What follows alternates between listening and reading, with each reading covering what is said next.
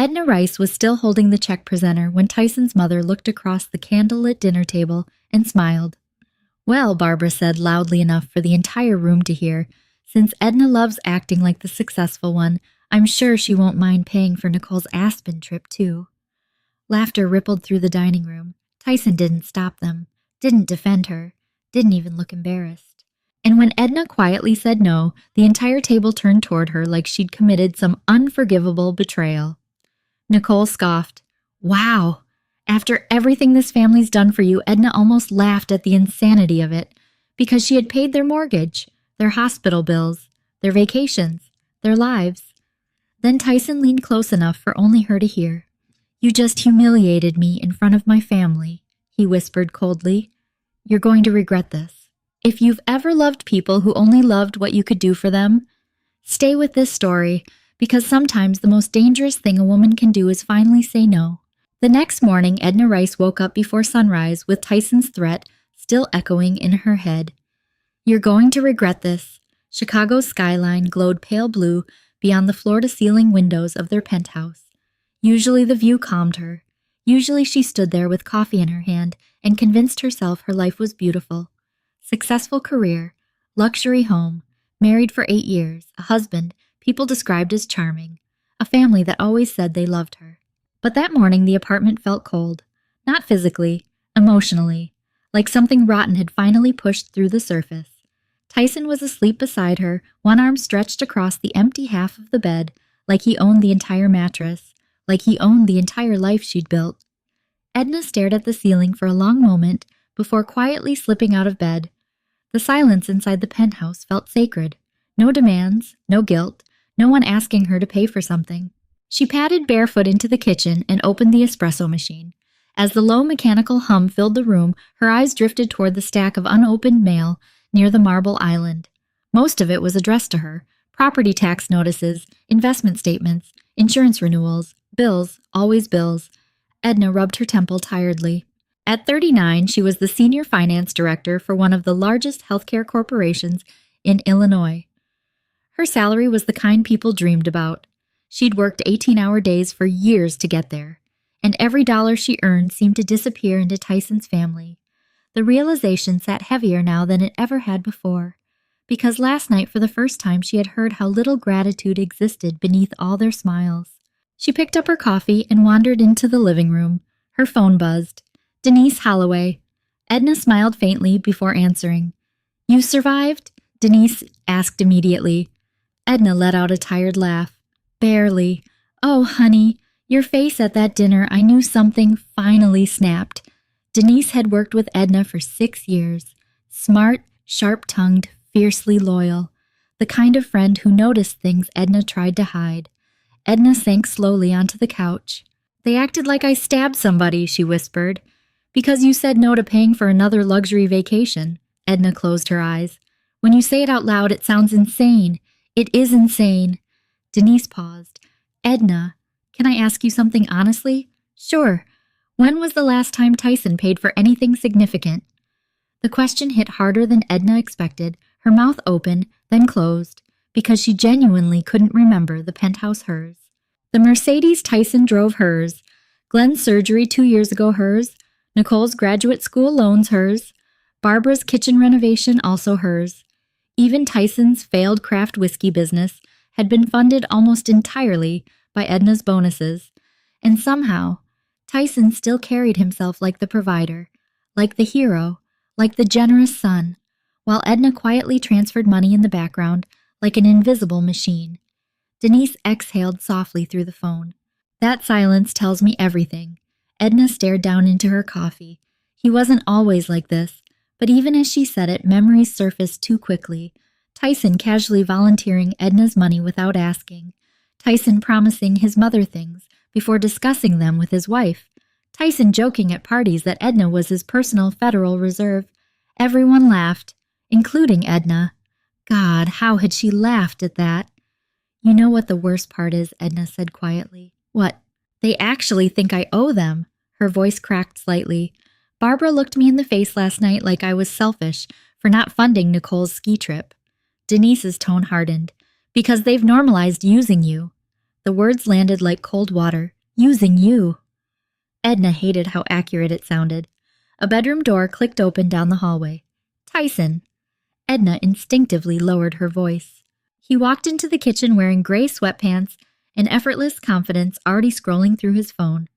No apology, no acknowledgement of last night, just annoyance. Coffee ready, he asked. Edna stared at him. That was it. That was all. Denise whispered through the speaker, I have to go into a meeting. But Edna, yeah. People who love you don't punish you for having boundaries. The call ended. Tyson finally looked up. You talking to Denise? Yes. He opened the fridge. You embarrassed me last night. Edna actually laughed softly in disbelief. I embarrassed you. Tyson shut the refrigerator harder than necessary. My mother was humiliated. Your mother asked me to fund another vacation like I'm an ATM. She's family, and what am I? Tyson looked at her like the answer should have been obvious. You're my wife. The way he said it irritated something deep inside her. Not with love, not with partnership, ownership. Edna stood slowly. I'm also exhausted, Tyson. Oh, here we go. No, she snapped suddenly. You don't get to do that. Tyson blinked. Do what you don't get to dismiss me every time I'm hurt. A flicker of irritation crossed his face. Edna, you're overreacting. There it is. What? That tone. Tyson sighed dramatically and grabbed his coffee. You make more money than anyone else in the family. Why is helping everybody suddenly a problem because nobody helps me? The thought flashed through her mind instantly, painfully. But she didn't say it aloud. Instead, she watched him carefully. Really watched him. And for the first time in years, she noticed how transactional his concern felt. How quickly affection disappeared the second money became uncomfortable. Tyson stepped closer. You know my family depends on us. Us. Edna almost smiled at the manipulation. Not you. Us. Except the money always came from her account, not his. Do you know what your mother said to me before dinner? Edna asked quietly. Tyson looked annoyed already. What now? She told me I should feel grateful your family accepted me even though I grew up poor. His expression barely changed. And somehow, that hurt most of all. Because he wasn't shocked. He wasn't angry, meaning Barbara had probably said things like that before. Maybe many times. Tyson shrugged lightly. You know how she is. Edna felt something inside herself shift. Small, but permanent. For years she had translated cruelty into misunderstanding, manipulation into stress, disrespect into family dynamics. But suddenly everything looked painfully clear. Tyson took a sip of coffee. You'll cool off in a few days. The confidence in his voice chilled her, because he genuinely believed she would fold. Like always, like every other time she swallowed her pride to keep peace. Edna said nothing. Tyson checked his watch. I'm heading to the gym. Then he leaned down and kissed the top of her head absent-mindedly, like she was already handled, managed, solved. The front door shut behind him minutes later. Silence flooded the penthouse again. Edna stood frozen in the kitchen. Then slowly, she walked toward Tyson's home office. She didn't even know why. Maybe instinct, maybe anger, maybe years of buried suspicion finally clawing upward. She opened the office door. Everything looked perfectly organized. Too organized. Tyson had always hated paperwork, yet recently he'd become strangely protective of this room. Edna moved toward the desk, opened one drawer, nothing unusual. Second drawer, receipts, business cards, gym membership statements. Then the bottom drawer stuck halfway. Edna frowned and tugged harder. A folder shifted loose. Several documents slid onto the floor. She bent down automatically and froze. Mortgage refinance approval, property leverage agreement, income verification. Her name everywhere. But she had never seen these documents before, never signed them. Her heartbeat slowed into something cold and dangerous. At the bottom of the stack sat a number she recognized instantly, their penthouse equity line, expanded, almost maxed out. Edna stared at the paperwork as dread crawled slowly up her spine. Then she noticed the signature, her signature, except it wasn't hers. Edna sat alone in Tyson's office for nearly 10 minutes without moving. The refinance documents trembled slightly in her hands, not because she was weak, because rage and disbelief were fighting for space inside her body. The forged signature looked convincing at first glance. Tyson had copied the curve of her E almost perfectly, the long stroke beneath the R in Rice. But it wasn't hers. Edna knew her own handwriting the way musicians knew notes, and Tyson had forged it anyway. A dull buzzing filled her ears. She looked around the office slowly, as if the room itself had become unfamiliar, like she'd stepped into the hidden life of a man she no longer recognized, or maybe never truly knew. Her phone vibrated suddenly against the desk. Tyson. Edna stared at the screen until the call stopped. Then another message arrived. Tyson. Don't stay mad all day. Mom was emotional last night. A second text followed immediately. Tyson, love you. Edna laughed softly under her breath. Not because it was funny, because suddenly those words looked almost grotesque beside forged financial documents. Love you. The man had potentially committed fraud using her name, and still expected her to smooth things over by dinner. Edna inhaled shakily and forced herself to think logically. Finance first, emotion later. That had always been her survival skill. She organized the documents into categories automatically. Mortgage refinance, credit extension, equity leverage, large outgoing transfers, and then her stomach tightened. Several payments repeated monthly. $8,000 every month. Her eyes narrowed. Recipient M. Cole Properties, LLC, M. Cole. The name scratched at her memory. Edna opened Tyson's desk drawer again and searched deeper this time. Receipts, contracts, random business notes. Then she found it. A folded parking receipt from a luxury high-rise building downtown, the Emerson Towers. And suddenly she remembered. Madison Cole, blonde, 20-something, sharp cheekbones and perfect social media smiles. Tyson's marketing consultant. Edna leaned back slowly in the chair. No, she whispered. But her intuition already knew. She grabbed her laptop and typed quickly, M. Cole Properties. The LLC registration appeared almost instantly. Registered owner, Madison Cole. Edna's chest physically hurt now. $8,000 a month for an apartment. Paid from accounts funded almost entirely by her salary. Her hands went numb. Memory after memory began rearranging itself into something uglier. Tyson suddenly taking business calls outside. Late-night networking dinners, weekend conferences, protective behavior around his phone. The expensive watch he'd claimed came from a client, the emotional distance, the way he barely touched her anymore unless people were watching. Edna pressed both palms against her forehead. Oh my God. The realization wasn't cinematic, it wasn't explosive. It was slow and nauseating, like drowning quietly. Her phone buzzed again. Denise. Edna answered instantly. Hey, Denise, said carefully. You okay? No. The honesty shocked even Edna. Denise immediately lowered her voice. What happened? Edna swallowed hard. I found documents in Tyson's office. Silence. What kind of documents? A refinance agreement with forged signatures. Denise cursed softly under her breath. And there's more. Edna stared blankly at the payment records. There's an apartment. What monthly payments? $8,000. A pause. Then quietly Edna, whose apartment Edna closed her eyes. I think his mistress's. The word shattered something inside her the second she said it aloud. Mistress. Not suspicion anymore, not paranoia, reality. Denise was silent for a long moment. Then, you need copies of everything. Edna nodded automatically before realizing Denise couldn't see her. Right. Photos, statements, emails, every transaction. Edna took a shaky breath. You think this is really happening? I think you've been ignoring red flags because you loved him. That hurt because it was true. Edna had spent years translating Tyson's behavior into less painful versions. He's stressed. He feels emasculated. His family's difficult. Marriage is hard. Love requires sacrifice. But sacrifice was supposed to go both ways, and suddenly she couldn't remember the last thing Tyson had sacrificed for her. Denise's voice softened. Edna, I need you to stay calm. I am calm. No, you're in shock. Edna looked down at the papers scattered across the desk. Maybe she was, because underneath the heartbreak was something colder. Humiliation. Everyone knew except her. That feeling settled like poison in her chest. After the call ended, Edna spent the next hour photographing every document in Tyson's office. Bank statements, transfer confirmations, property records, even old receipts.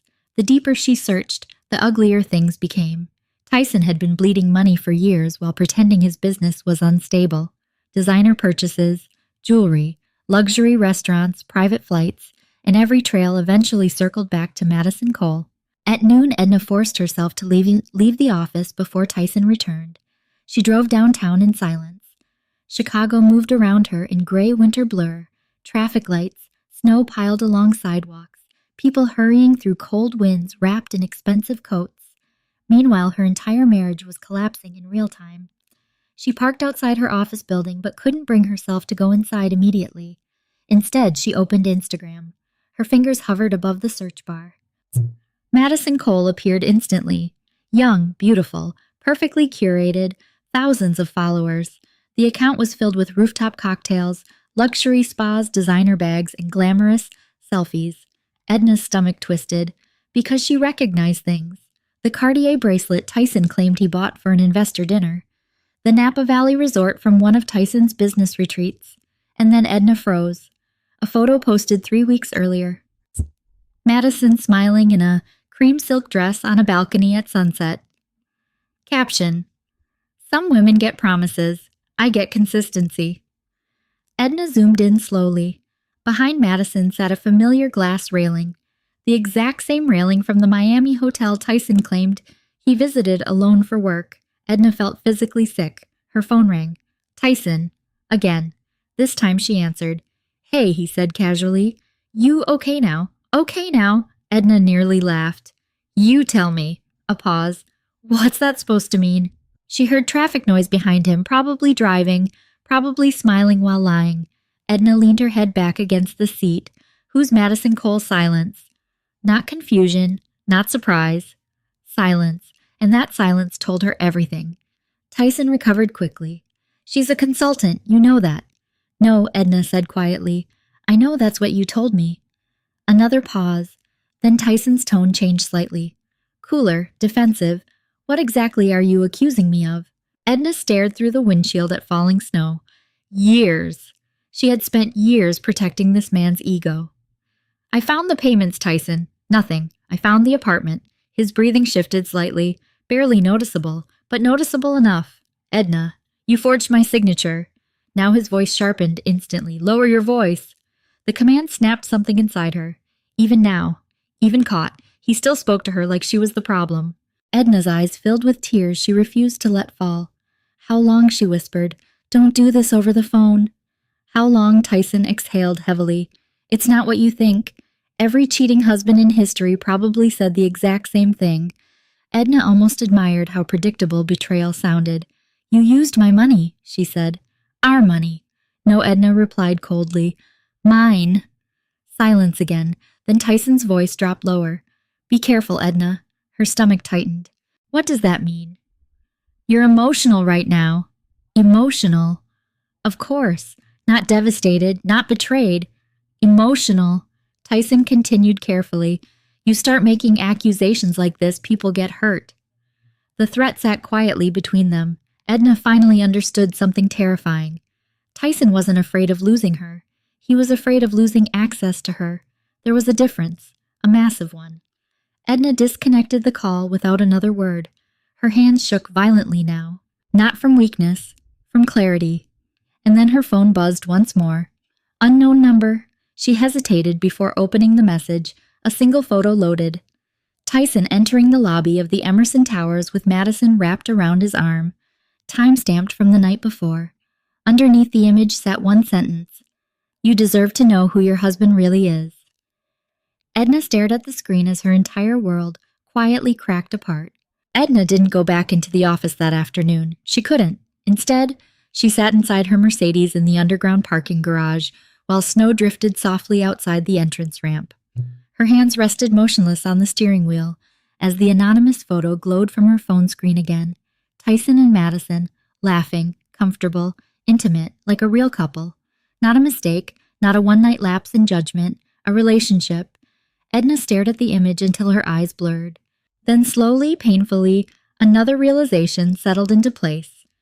Tyson hadn't just cheated on her. He had built another life using her money. The humiliation of it hollowed her out, not because Madison was younger, or prettier, or more exciting, but because everyone around Tyson had probably watched him spend Edna's money on another woman while smiling in her face at family dinners. The thought made her physically nauseous. Her phone buzzed again. Tyson. This time she ignored it. Then another message appeared. Tyson, we need to talk face to face. A second message. Tyson. Stop acting irrational. Edna let out a quiet, disbelieving laugh. Irrational. A man forged her signature, financed his mistress with her salary, and somehow she was still being painted as emotional. The manipulation almost impressed her. Almost. Her phone rang again.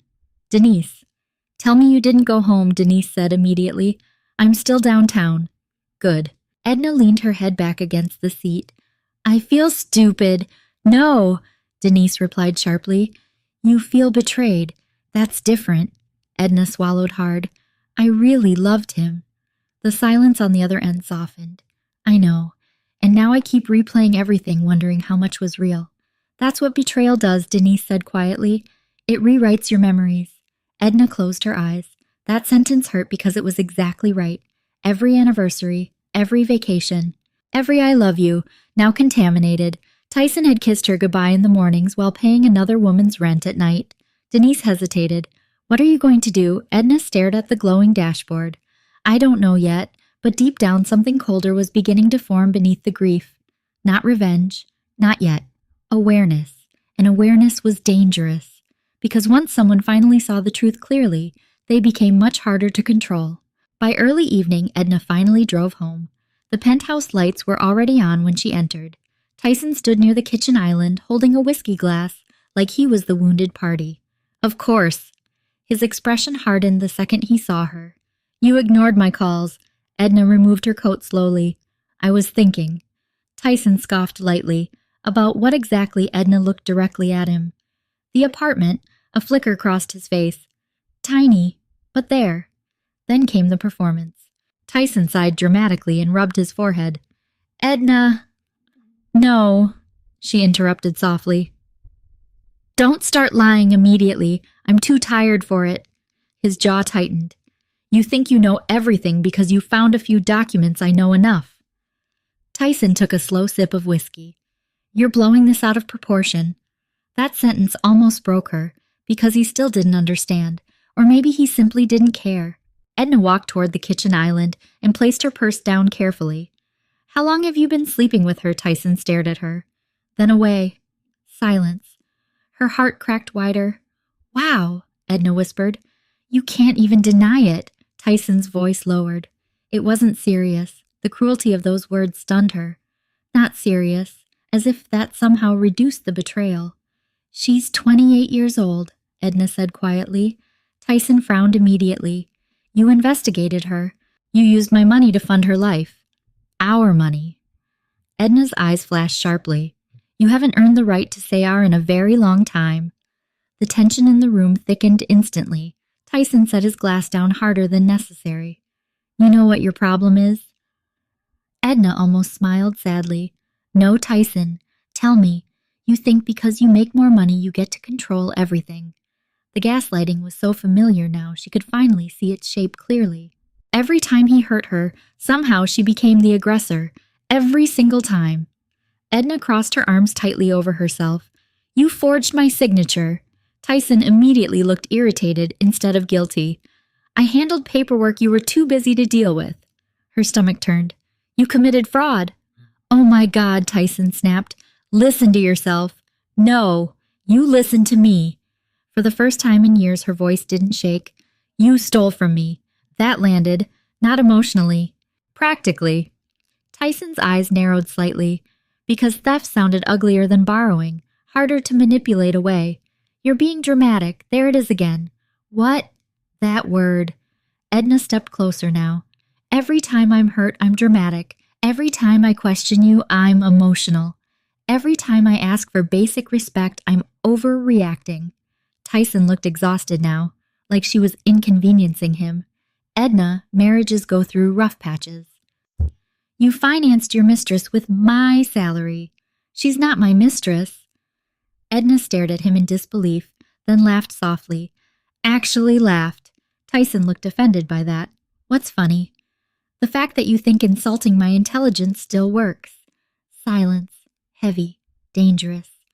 Tyson looked away first, and suddenly Edna saw it. Not remorse. Fear. Tiny. Hidden. But there. He wasn't afraid of losing her emotionally. He was afraid she might finally stop protecting him financially. The realization sharpened something inside her. Tyson walked around the island toward her slowly. Look, he said more gently now. Things got complicated. Complicated. Another coward's word. She made me feel appreciated. Edna physically recoiled. You mean easy. Tyson's expression darkened instantly. That's not fair. No, Edna's voice cracked with fury now.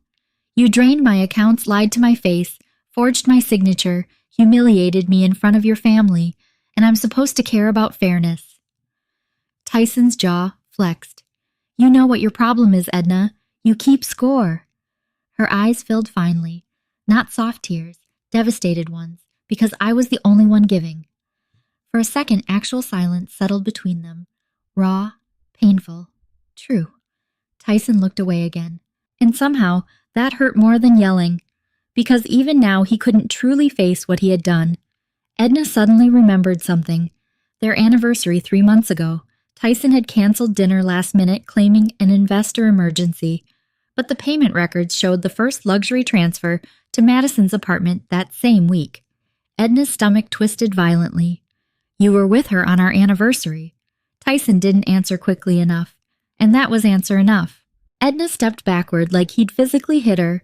Oh my God. Edna, no. Tears finally spilled down her face now.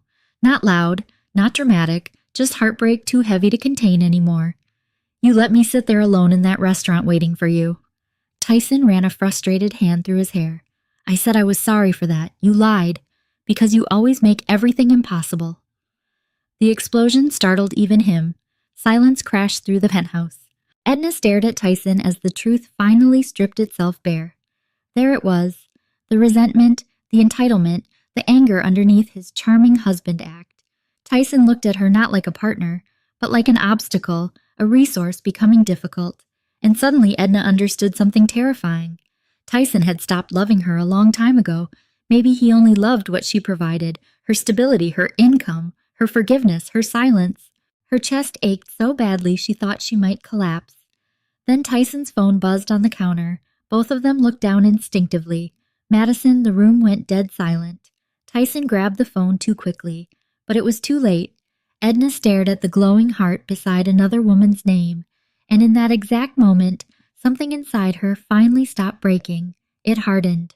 3 days later, Edna stood in front of the enormous mirror inside the penthouse bedroom while fastening diamond earrings she no longer wanted to wear.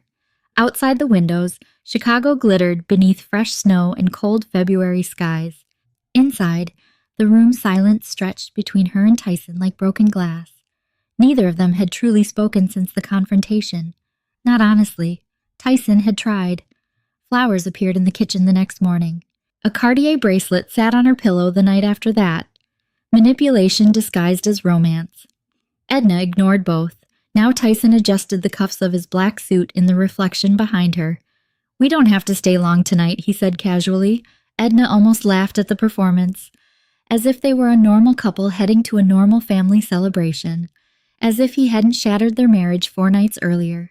It's your parents' anniversary dinner, she replied flatly. We both know Barbara would rather die than let us leave early. Tyson's expression tightened slightly. Can you at least try not to start something? Edna slowly met his eyes in the mirror. Start something. Interesting choice of words for a man secretly funding another woman's luxury apartment. She turned away without answering. The drive to the Rice family mansion felt endless. Tyson kept one hand on the steering wheel while soft jazz filled the SUV. Every few minutes he attempted small talk like nothing catastrophic had happened. Edna responded with silence.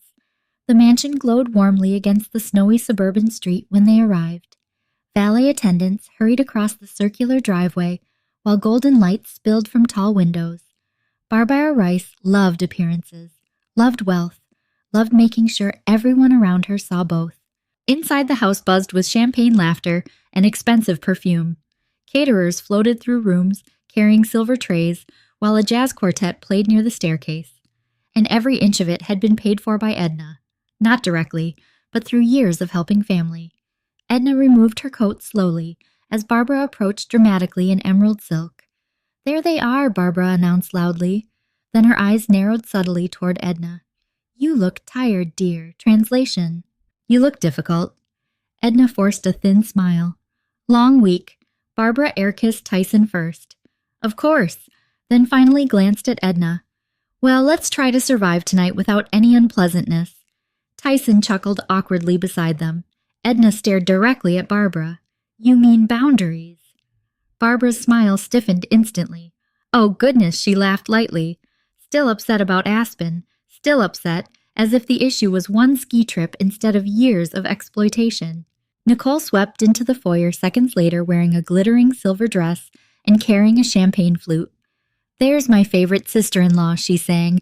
Edna almost admired how convincing Nicole could sound when she wanted something. Nicole hugged Tyson tightly before turning toward Edna. "You never answered my text about the chalet booking." Edna blinked slowly. "What text?" Nicole frowned dramatically. "The Aspen deposit prices are going up." Edna stared at her. Actually stared. And suddenly something became horrifyingly clear. Nicole genuinely expected the money. Not hoped. Expected. Like it belonged to her. Tyson stepped in smoothly. "We'll figure it out later." Nicole rolled her eyes. "Well, we need to decide tonight." Barbara immediately linked arms with guests approaching from the dining room. "Smile, everyone," she called. "Family photo before dinner." Family. Edna felt physically detached as everyone gathered beneath the grand staircase. Barbara and Glenn in the center, Tyson beside Edna, Nicole leaning dramatically against her father. The photographer adjusted lighting. Closer together, he instructed. Tyson placed his hand lightly on Edna's waist. The touch nearly made her flinch. Click. Another perfect fake memory. Dinner began shortly afterward in the massive formal dining room, glowing with crystal chandeliers and candlelight. Every place setting looked impossibly elegant, and every single detail reminded Edna where her bonuses had gone over the years. Barbara raised her wine glass proudly halfway through the first course. To family, she announced warmly. Everyone echoed the toast. Edna lifted her glass mechanically. Barbara smiled toward Tyson. "You've always taken such beautiful care of us." Edna froze. Tyson accepted the praise without hesitation, without correction, without shame. Glenn nodded approvingly. "That's how a real son behaves." Something hot twisted inside Edna's chest, because Glenn knew. They all knew. None of Tyson's businesses had truly succeeded. They knew whose money kept this family afloat, and still they performed this humiliating little fantasy where Tyson played provider while Edna funded the stage production. Nicole sipped champagne dramatically. "Honestly, Tyson deserves an award for putting up with all our chaos." Laughter rippled around the table. Edna sat perfectly still. Then Barbara smiled sweetly toward her. "Of course, Edna contributes too when she isn't busy working herself to death." There it was again, that subtle cruelty, that constant reduction of her existence into usefulness. One of Barbara's country club friends leaned forward curiously. "So what exactly do you do again, Edna?" Before she could answer, Tyson spoke casually. "She basically runs half the healthcare finance world." The table laughed lightly. Edna stared at him. He said it like a joke. Like her career existed only as entertainment, not the reason everyone in this room lived comfortably. Nicole suddenly brightened. "Oh, Tyson, tell them about Italy." Edna's stomach dropped instantly. Tyson smiled. "We're planning a family trip this summer." Barbara clasped her hands dramatically. "Lake Como. Isn't that divine?" Glenn grinned proudly. "Your husband insisted we all travel together while we still can." "Your husband." Edna slowly set down her fork. Something inside her was reaching a limit. Nicole leaned toward the guests excitedly. Edna already agreed to cover the villa. The room tilted slightly. Edna looked at Tyson. He didn't even look embarrassed. He just gave her a warning glance. "Behave." That look broke the final fragile thread holding her composure together. Edna inhaled once, slowly. Then she placed her napkin beside her plate with terrifying calm. "No," she said. The table fell silent instantly. Nicole blinked, what Edna met her eyes evenly. "I said no." Barbara gave a strained little laugh. Oh, don't be dramatic. I'm not being dramatic. Tyson's jaw tightened immediately. Edna, no. She turned toward him now. I'm done pretending this is normal. Barbara's voice sharpened. What exactly is that supposed to mean? Edna looked around the table. At the luxury wine, the catered food, the designer dresses, the people living comfortably off sacrifices they barely acknowledged. Then she spoke quietly. I'm done paying for people who don't even respect me. Silence exploded across the room. Nicole scoffed first. Oh my God. Barbara's face hardened instantly. Excuse me. Tyson leaned toward Edna, his voice low and furious. Not here. But Edna was past fear now, past embarrassment. Years of swallowed resentment were finally surfacing. You all treat me like a bank account, she said calmly. Not family. Barbara laughed sharply. That's absurd. Is it? Glenn finally spoke. Edna family helps family. I've paid your mortgage for 6 years. The room went dead quiet. Nicole's face paled slightly. Barbara's expression cracked for the first time. Edna continued before anyone could interrupt. I paid Glenn's medical bills. Silence. I paid Nicole's student loans. Nicole looked at Tyson immediately. Not guilty. Angry. Edna's voice grew colder. And apparently I've been paying for Tyson's mistress too. The entire table froze. Tyson stood so abruptly, his chair scraped violently across the hardwood floor. Enough. But Edna looked directly at him. No, I think I'm finally done being quiet. The silence inside the Rice family dining room became suffocating. No one moved. No one even reached for their wine. The jazz music, drifting faintly from the next room, somehow made everything feel more surreal. Tyson stood rigid beside his chair, his face dark with fury. Barbara looked horrified, not because her son had been exposed, because guests were witnessing it. Edna suddenly understood something important about Barbara Rice. Image mattered more to her than truth ever would. What did you just say? Barbara asked slowly. Edna held her gaze. You heard me. Nicole let out a sharp, disbelieving laugh. Oh, this is insane. Tyson's voice dropped dangerously low. Edna, sit down. She turned toward him calmly. No. The single word landed harder than screaming ever could, because Tyson wasn't used to resistance from her. Not real resistance, not public resistance. One of the dinner guests awkwardly reached for their water glass. Another stared down at their plate like they desperately wanted to disappear. Glenn finally cleared his throat.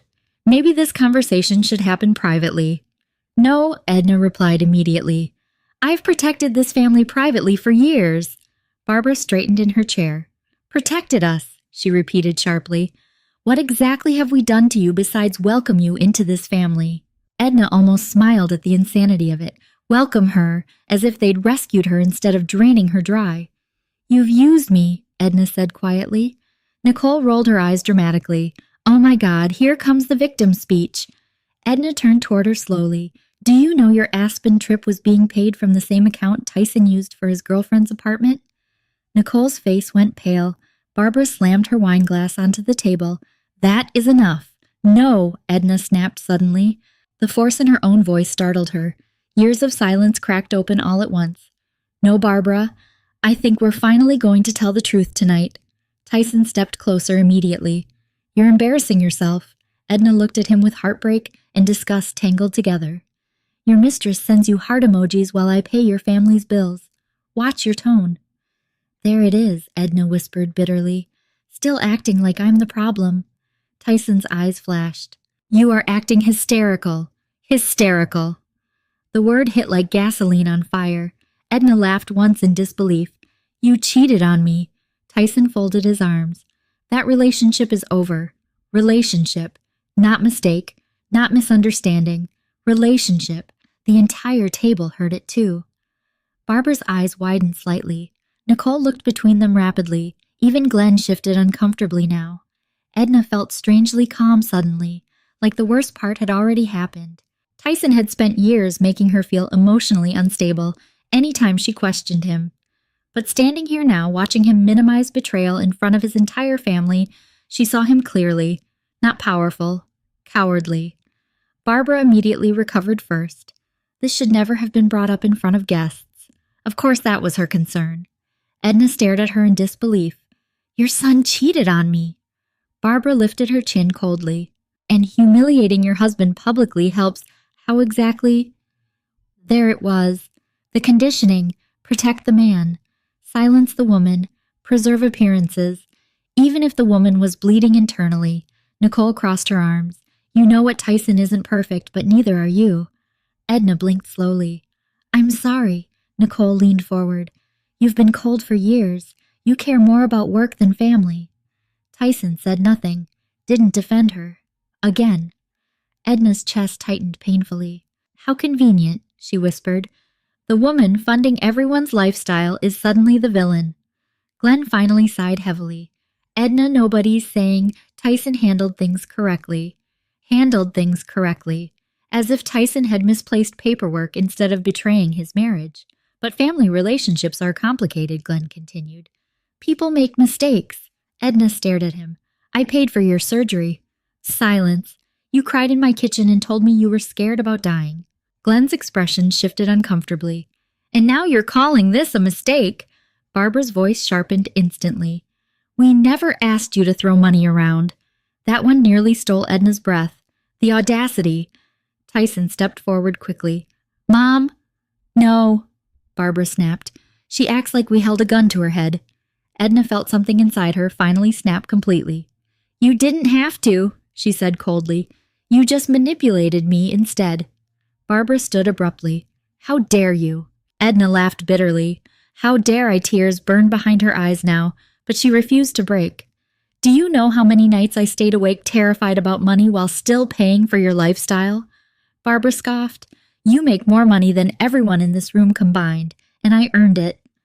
The room went silent again. Edna looked around the table slowly. At some point, every single one of you started treating my success like community property. Nicole muttered under her breath. Unbelievable. Edna turned sharply. No, what's unbelievable is watching all of you act entitled to my life. Tyson suddenly grabbed her arm. Enough. The grip wasn't violent, but controlling, possessive. Edna looked down at his hand, then back up at him. Let go of me. His jaw tightened. Not until you calm down. That sentence, that patronizing tone, something cold moved through her body. Edna pulled her arm free instantly.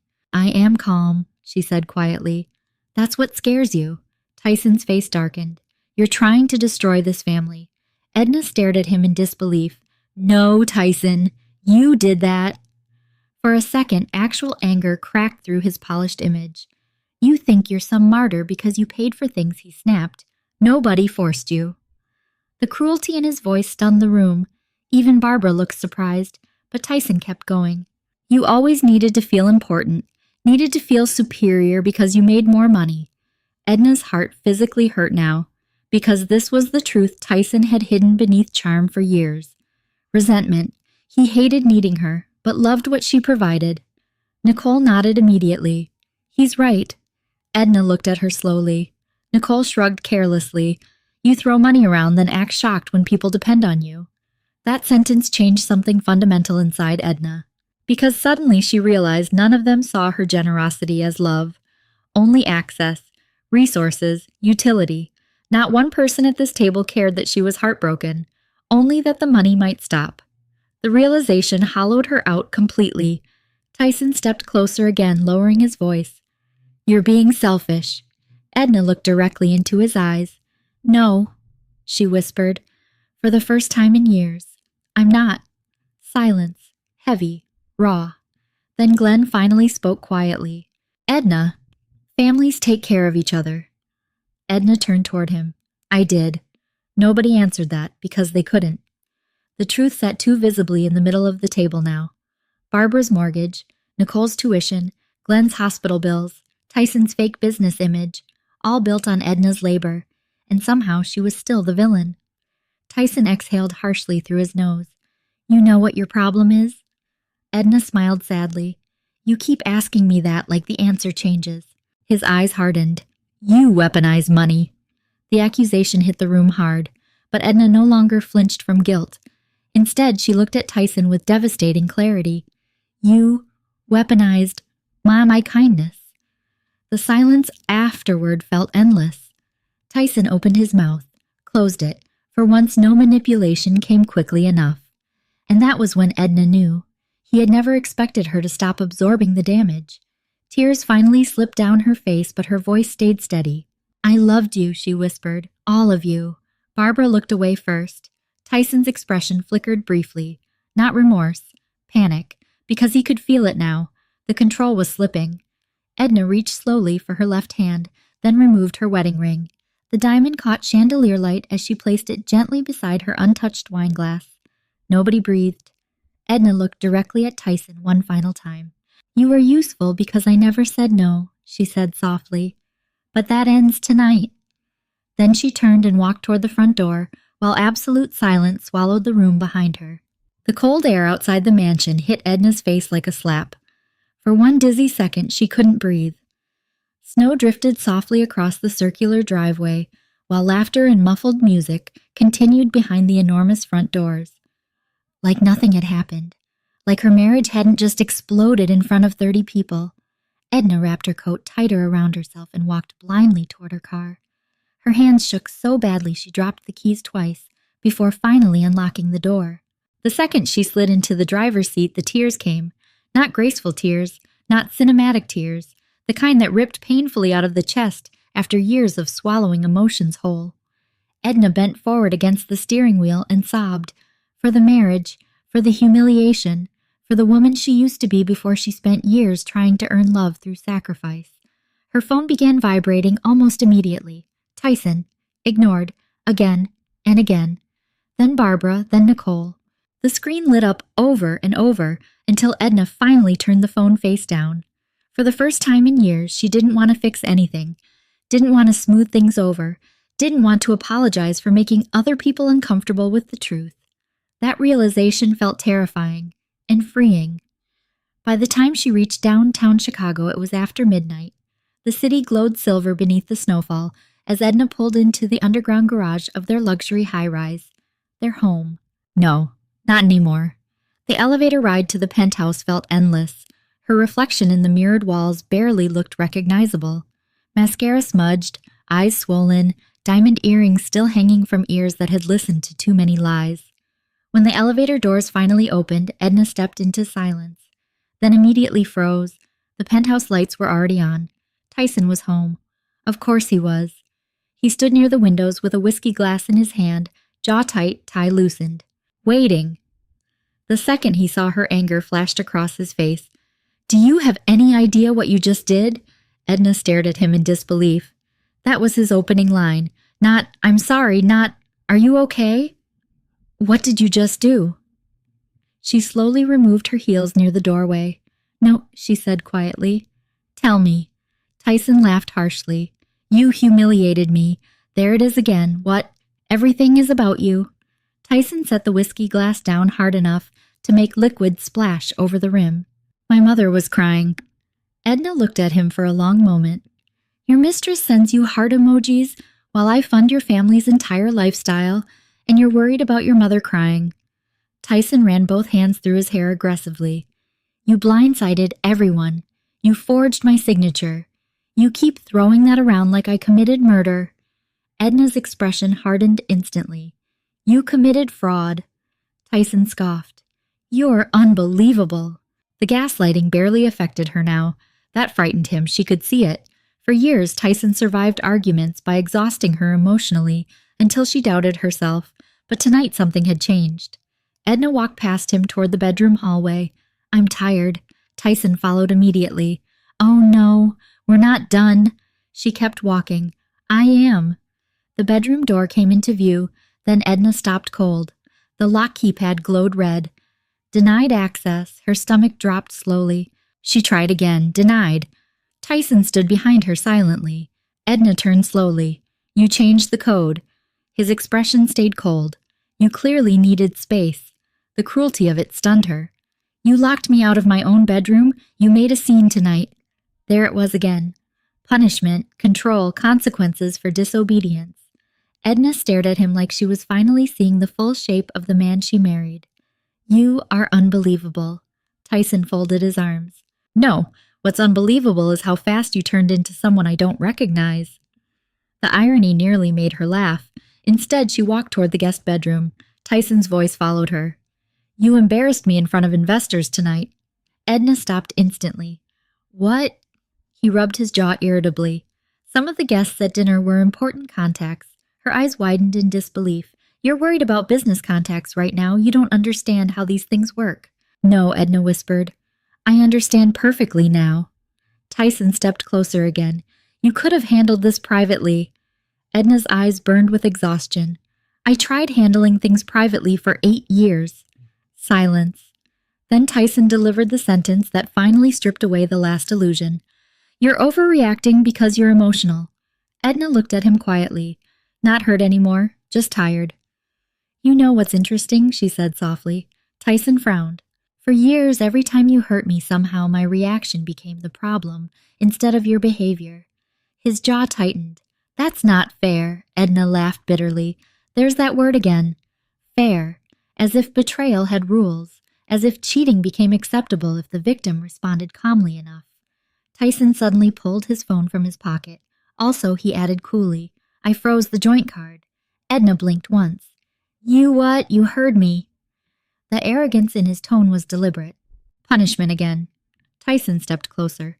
"If you want to start acting reckless financially, then maybe I need to protect our assets." "Our assets." Edna almost smiled, because Tyson still thought fear would make her submit. Still thought money gave him power over her.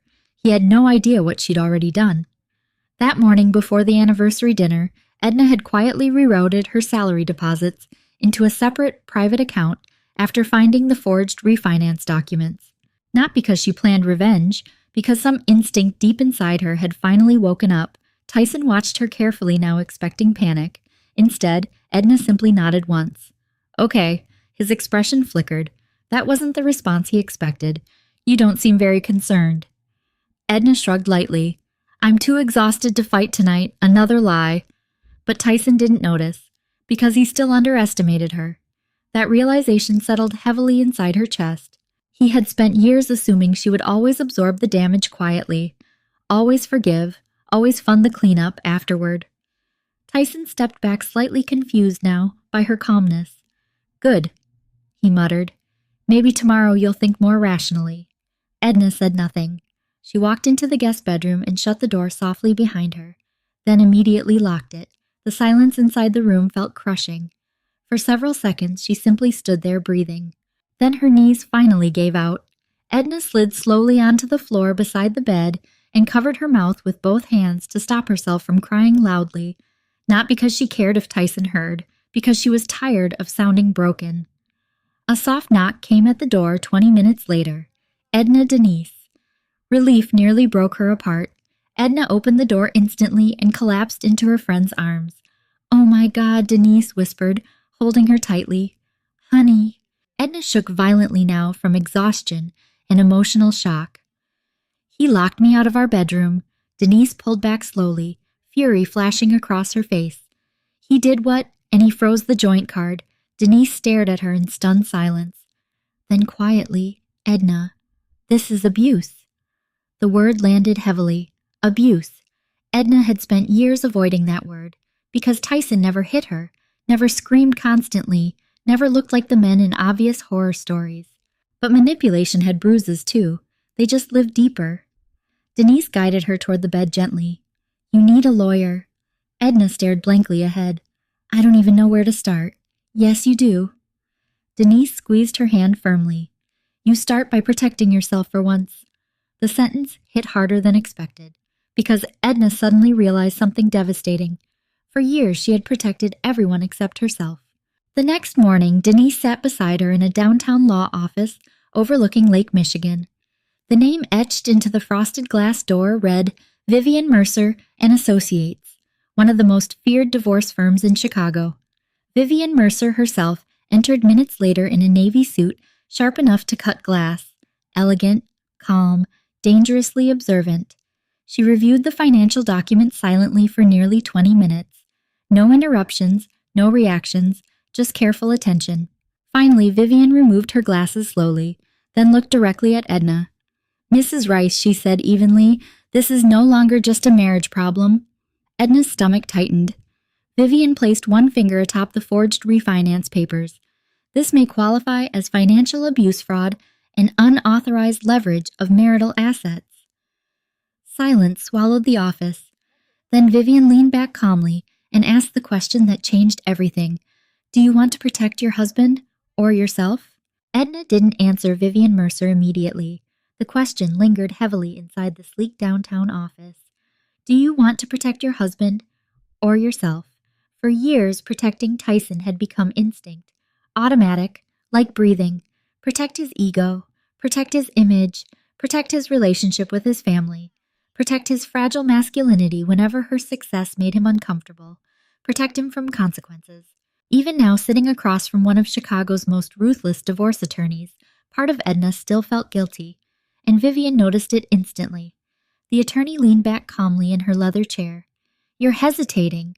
Edna stared down at the forged documents spread across the desk. I spent 8 years trying to keep my marriage together. Vivian's expression softened slightly. And how much of that responsibility did Tyson carry? Silence answered for her. Denise sat quietly beside Edna, arms crossed tightly. Exactly, Denise muttered. Vivian slid a yellow legal pad forward. Mrs. Rice, I need you to understand something clearly. Financial abuse is still abuse, especially when fraud and coercive control are involved. Coercive control. The phrase unsettled Edna, because once she heard it, memories started rearranging themselves differently. Tyson discouraging her from separate accounts. Tyson pressuring her into joint financial access. Tyson freezing the shared card the moment she challenged him publicly. The locked bedroom, the constant guilt whenever she tried setting boundaries. It had never felt dramatic enough to call abuse, but maybe that was the point. Abuse rarely introduced itself honestly. Vivian tapped the refinance documents carefully. Did you authorize these signatures? No. Did you approve these equity transfers? No. Did your husband benefit financially from these transactions? Edna swallowed hard. Yes. Vivian nodded once. Then we proceed carefully, quietly, and intelligently. Something about the word intelligently steadied Edna. Not emotionally, strategically. For the first time since discovering the affair, she felt something besides heartbreak. Focus. Vivian opened a folder. First priority, preserve evidence before Tyson realizes the legal exposure he's facing. Edna's stomach tightened. He already knows I found some documents. Vivian's expression sharpened instantly. How much does he think you know? I'm not sure. That uncertainty is currently your advantage. The attorney stood and walked toward the massive windows overlooking Lake Michigan. Men like your husband rarely panic when they believe they still control the narrative. Edna stared quietly at her. And what happens when they realize they don't? Vivian turned calmly. That's usually when they become dangerous. The room went still. Not physically dangerous, something colder, manipulative, desperate, calculated. Edna suddenly remembered Tyson freezing the joint card, the casual punishment in his voice. You embarrassed me, as if she were a child being disciplined. Vivian interrupted her thoughts. Do you currently have access to your independent income? Yes. Good, keep it private. Denise smirked slightly beside her. She moved her deposits before the anniversary dinner. Vivian raised an impressed eyebrow. Smart. For the first time in days, Edna felt something dangerously close to pride, not because she planned revenge, because some part of her survival instinct had finally activated before everything collapsed completely. Vivian sat back down. Now we gather everything. The next several hours became strangely clinical. Bank records, property transfers, credit statements, corporate filings. Edna spent years working in finance, and now that same skill set was dissecting her own marriage. The irony almost made her sick. Vivian highlighted repeated transactions linked to Madison Cole's LLC, luxury rent payments, travel charges, designer purchases, a black Amex card Tyson had hidden from her. Edna stared numbly at one charge in particular.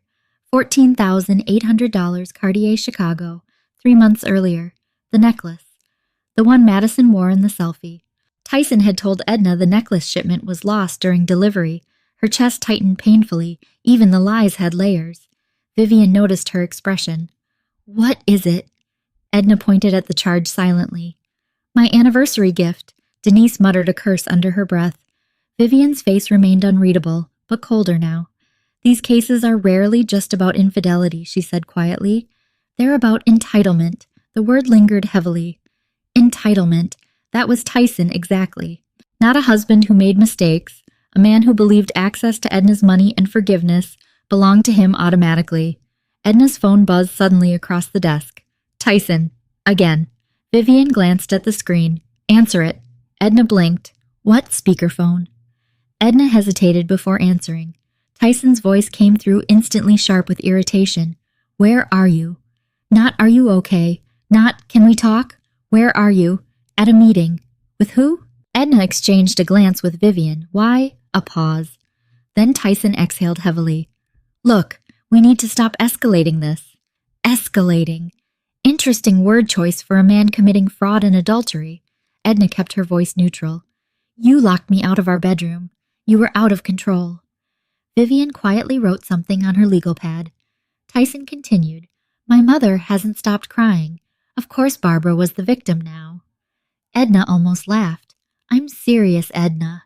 So am I. Silence crackled through the speaker. Then Tyson's voice softened artificially. You know I love you. The manipulation was so transparent now it almost sounded pathetic. Edna stared at the table. No, she said quietly. I know you needed me. Silence. Real silence this time. Then Tyson's tone cooled immediately. Don't start acting self-righteous. Vivian lifted one eyebrow slightly. There it is, Edna whispered. What? The part where you punish me for seeing the truth. Tyson scoffed. You're letting people get in your head. People. Not Denise by name, not specifics, just vague suspicion. Classic isolation tactic. Vivian scribbled another note. Tyson lowered his voice carefully. You need to stop talking about private financial matters. That sentence chilled the room instantly. Not concern, fear. Edna finally heard it clearly. Tyson wasn't worried about the marriage anymore. He was worried about exposure. Vivian motioned silently for Edna to continue. Edna inhaled slowly. Did you forge my signature? A long pause. Then I handled paperwork you neglected. There's no such thing as neglected consent, Tyson. Another silence.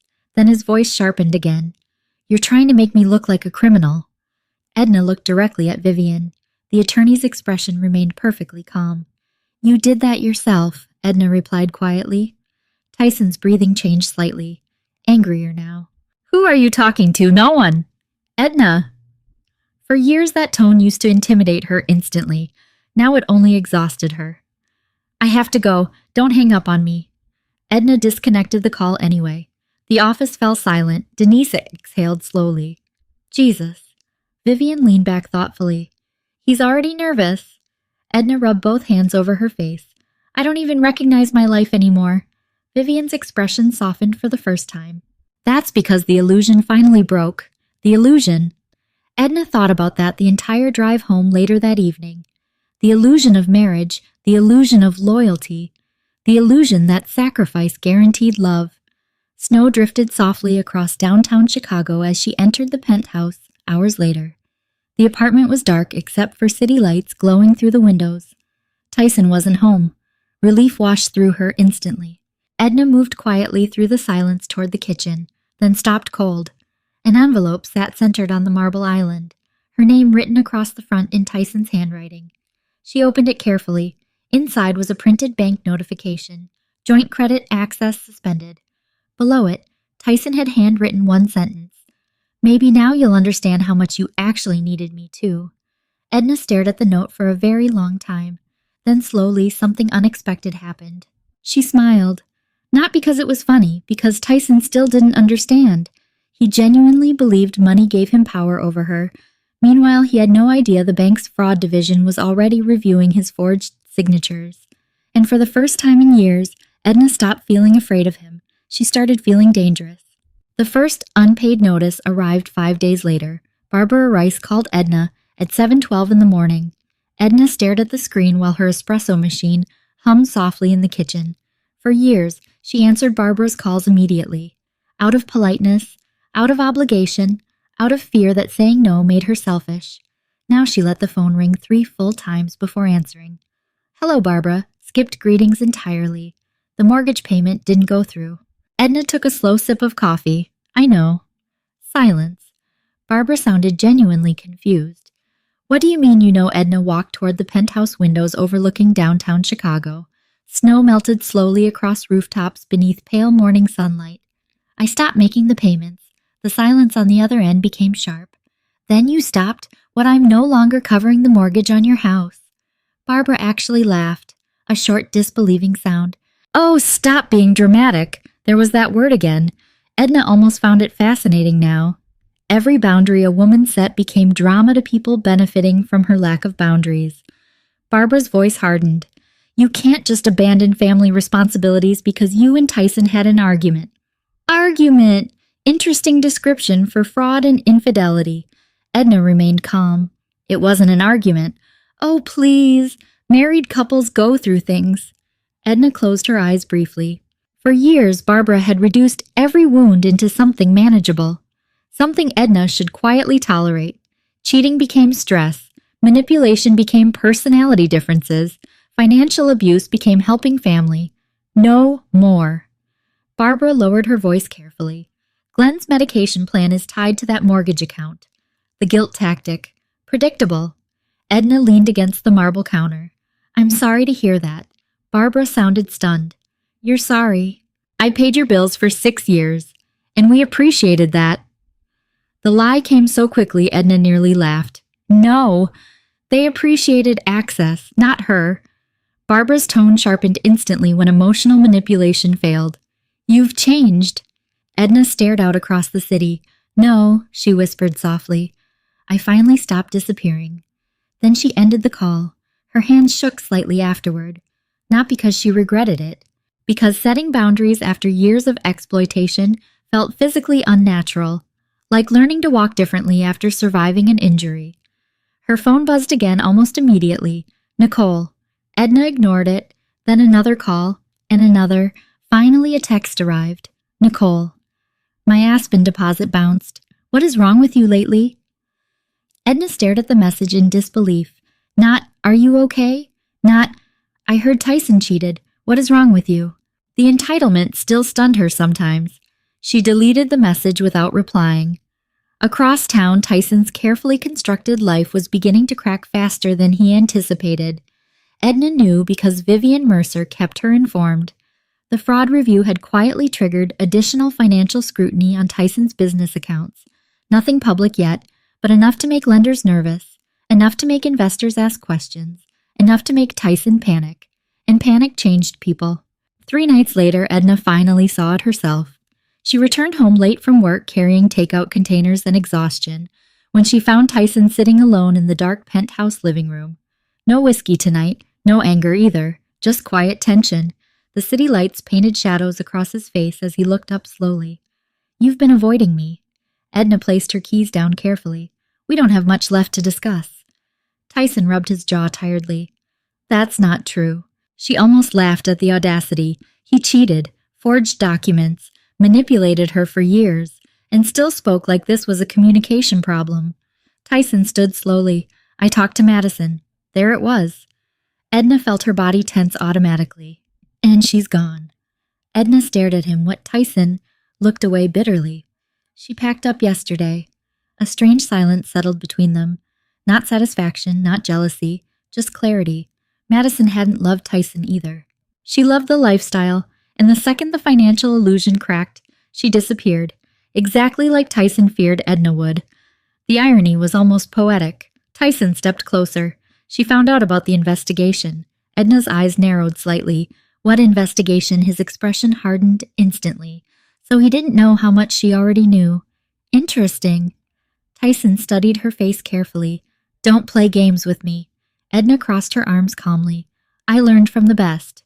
Something dark flickered across his expression. For a second, she saw the real Tyson again. Not charming, not wounded, threatened. You're enjoying this. Edna blinked slowly. No, she said honestly. I'm grieving. That answer unsettled him more than anger would have. Tyson walked toward the windows. You know what's crazy, he muttered. After everything I've done for you? Edna actually laughed. The sound startled both of them. You cannot be serious. Tyson turned sharply. I introduced you to my family, my network, my world. Edna stared at him in disbelief. Your world, the penthouse she paid for, the vacation she funded, the lifestyle she maintained. Even now, Tyson still rewrote reality to center himself. Edna's voice grew colder. You built your self-worth using my labor. Silence. Tyson's jaw flexed. You always throw money in people's faces. No, Edna replied quietly. I just stopped pretending you earned it. That one landed. Hard. Tyson stepped closer again. You think you're better than me because you make more money. Edna shook her head slowly. No, I think I deserved honesty. For a second, something almost vulnerable crossed Tyson's face. Gone quickly. You weren't easy to love anymore. The sentence hit brutally. Not because she believed it, because once upon a time she would have. That was the terrifying part. Years ago, Tyson could have said those words and Edna would have immediately blamed herself. Worked harder, loved harder, given more. Now she simply looked tired. You cheated because you're weak, she said softly, not because I was difficult. Tyson looked away first. Again. The silence stretched painfully between them until his phone buzzed loudly against the kitchen counter, unknown number. Tyson ignored it instantly, then it rang again and again. Finally, he grabbed it with visible irritation. What his face changed almost immediately. Edna watched carefully. Fear, real fear. What do you mean, frozen? A pause. No, that's impossible. Another pause. Tyson's expression darkened further. I'll handle it. He disconnected sharply. Edna remained silent. Tyson rubbed both hands over his face. My business account got flagged. There it was. Consequences. Tyson looked up suddenly. What exactly did you tell the bank? Edna held his gaze calmly. The truth. His eyes flashed. You're trying to destroy me. Edna almost pitied him. Almost. Because Tyson genuinely believed accountability was cruelty, that people protecting themselves were somehow betraying him. Tyson stepped toward her again, desperation finally cracking through the arrogance. You think this ends well for you too? The threat sat quietly in the room. Edna's pulse quickened slightly, but she didn't step back. For years, Tyson weaponized fear because fear kept her compliant. Not anymore. Edna set her takeout bag down slowly. You should have been more afraid of losing me than losing my money. The silence afterward felt enormous. Tyson stared at her like he barely recognized the woman standing in front of him. And maybe he didn't, because the version of Edna he depended on, the exhausted woman who apologized for existing, overgave to keep peace, and confused sacrifice with love, was disappearing more every day. Tyson's voice lowered carefully. If you go public with this, I can ruin your reputation too. There it was. The real threat. Not heartbreak. Power. Edna felt something cold settle inside her. Then she reached calmly into her purse and pressed stop on the voice recording app already running. Tyson's face changed instantly. For the first time since this nightmare began, he looked afraid of her. Tyson stared at the phone in Edna's hand like it had become a weapon, which in a way it had. The silence inside the penthouse stretched painfully tight. Outside the windows, Chicago glowed beneath freezing rain and blurred headlights. Inside, something had shifted permanently between them. For the first time since their marriage began unraveling, Tyson no longer looked in control. You recorded me, he asked slowly. Edna slipped the phone calmly back into her purse. You threatened me. His jaw tightened immediately. I did not threaten you. You implied you could ruin my reputation if I exposed the truth. Tyson scoffed sharply. You're twisting my words. There it was again. The reflexive manipulation, the constant rewriting of reality. But now that Edna saw the pattern clearly, it almost sounded pathetic. She picked up her untouched takeout bag again. I'm done arguing. Tyson stepped forward quickly. No, you don't get to walk away every time things get uncomfortable. Edna froze at the sentence, then turned slowly. Every time things get uncomfortable, her voice stayed quiet. Dangerously quiet. You cheated on me, Tyson. I said I was sorry. You forged my signature. I handled paperwork. You funded another woman's life using my salary. His expression darkened instantly. She's gone now.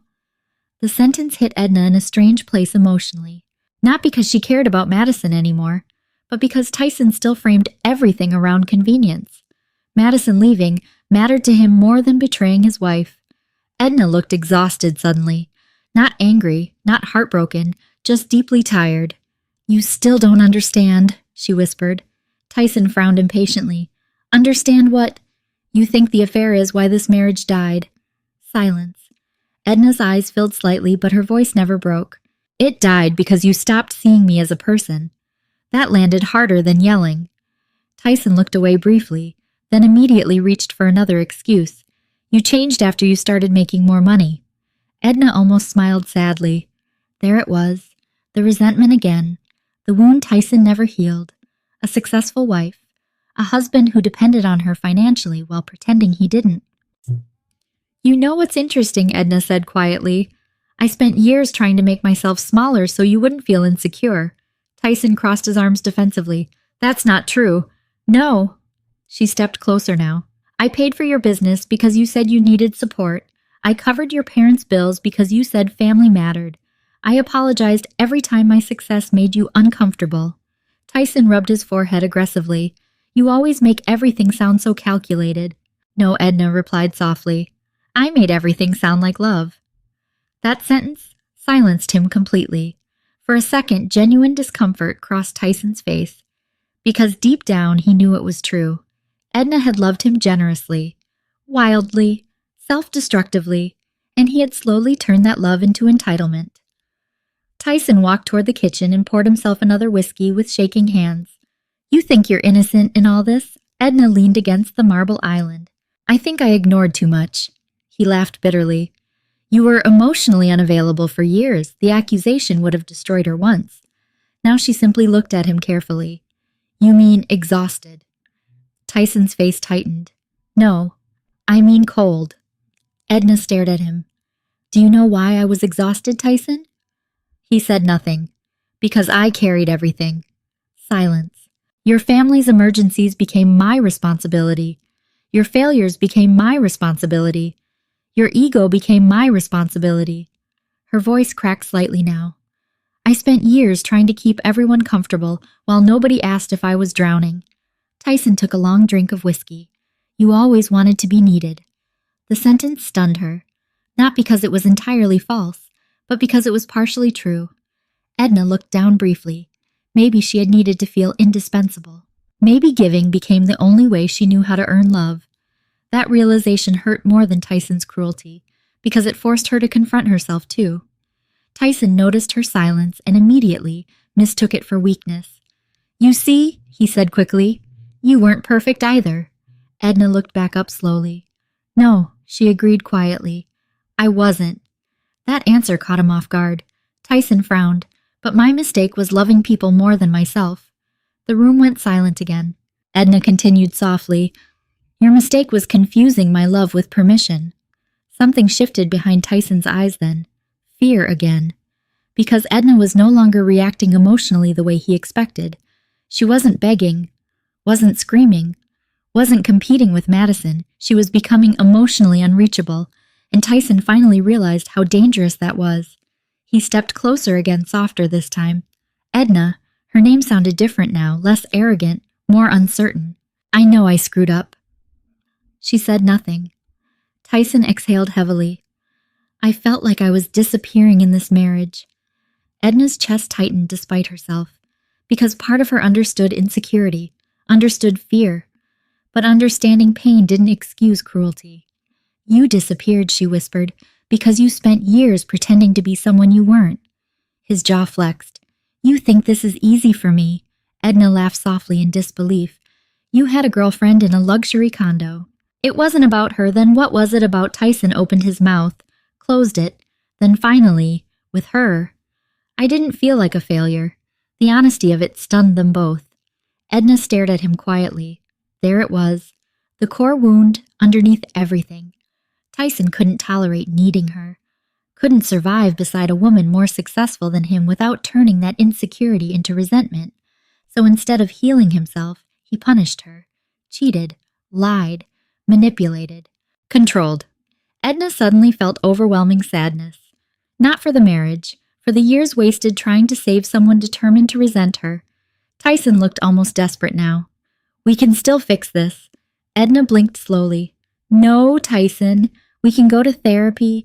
You should have respected me before losing access to me. The sentence hit brutally hard.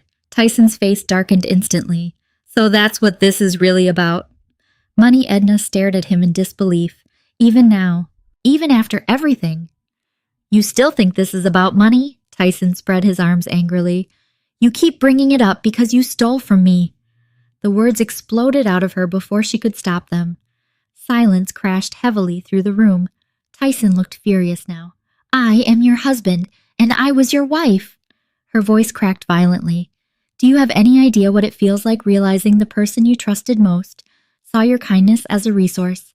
Tyson looked away again. Coward! That thought came instantly now whenever he avoided eye contact. Edna inhaled shakily. I loved you enough to build a life with you, Tyson muttered bitterly. You built a life you could control. Something inside her finally hardened completely. Not rage, acceptance. You know what, she said quietly. Maybe you're right about one thing. Tyson looked up. I did want to feel needed. Her eyes filled with tears again. But I confused being needed with being loved. The honesty of it shattered the room open. Even Tyson looked shaken now. Edna wiped beneath one eye slowly. And that's my fault to heal. For several seconds, neither of them spoke.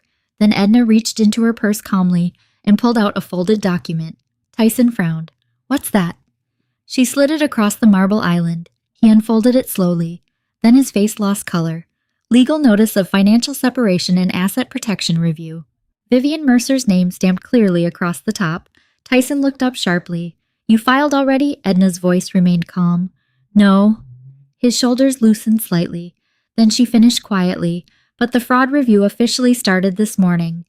The silence afterward felt endless. Tyson stared down at the papers. His breathing changed. Panic. Real panic now. Edna watched him carefully. For years she feared Tyson's anger.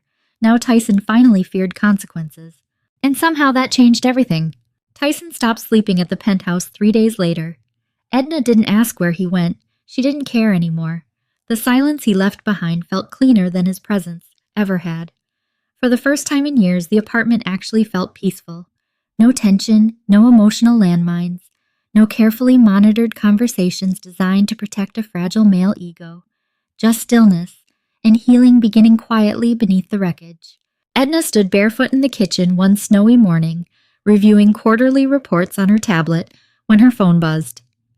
Vivian Mercer. Good morning, Edna answered calmly. Tyson's investors are pulling back. Edna looked up slowly. What happened? The fraud review triggered additional scrutiny on his liquidity statements. Apparently, Tyson exaggerated available assets during negotiations. Edna closed her eyes briefly. Of course he had. Tyson's entire life was performance. Luxury watches he didn't buy, trips he didn't fund, business confidence built on her income, even masculinity he couldn't actually sustain. What does that mean for him? Edna asked quietly. Vivian's voice remained professional. It means people with money are suddenly asking uncomfortable questions. Edna stared out the penthouse windows at gray Chicago skies.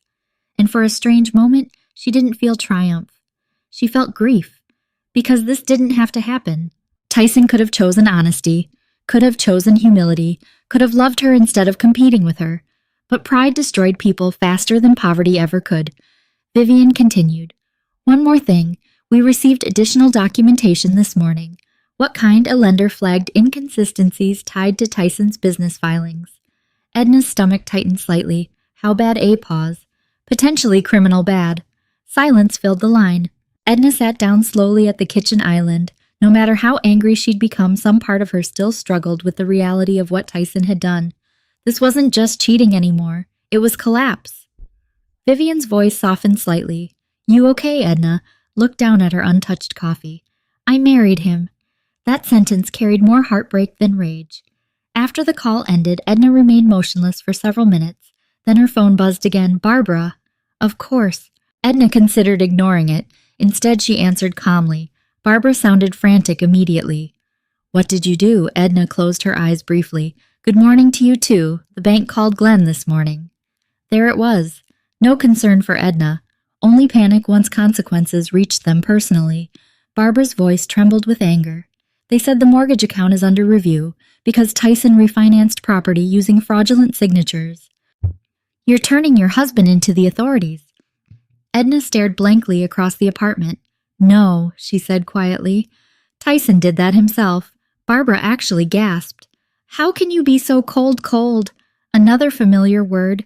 Women became cold the second they stopped sacrificing themselves endlessly. Edna's voice stayed calm.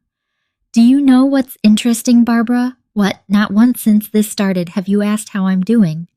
Silence. Barbara immediately recovered. You're not the only one suffering here. The sentence stunned Edna, not because it was cruel, because Barbara genuinely believed it. Years of entitlement had erased all perspective. Edna stood slowly and walked toward the windows. Your son cheated on me. Barbara exhaled sharply. People make mistakes. He forged legal documents. He was under pressure. Edna laughed softly in disbelief. There it was again, excuse after excuse. As if Tyson were a helpless little boy instead of a grown man making deliberate choices. Barbara lowered her voice carefully. You know Tyson loves you. Edna's chest tightened painfully, because once upon a time hearing that from Barbara would have mattered desperately. Now it just sounded hollow. No, Edna whispered. Tyson loved what I provided. Barbara's tone hardened immediately. You've become selfish. Edna looked at the skyline quietly. No, I became expensive. The silence afterward crackled sharply. Barbara sounded furious now.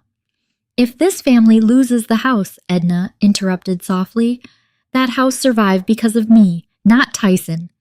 Barbara said nothing, because for the first time she couldn't deny reality anymore.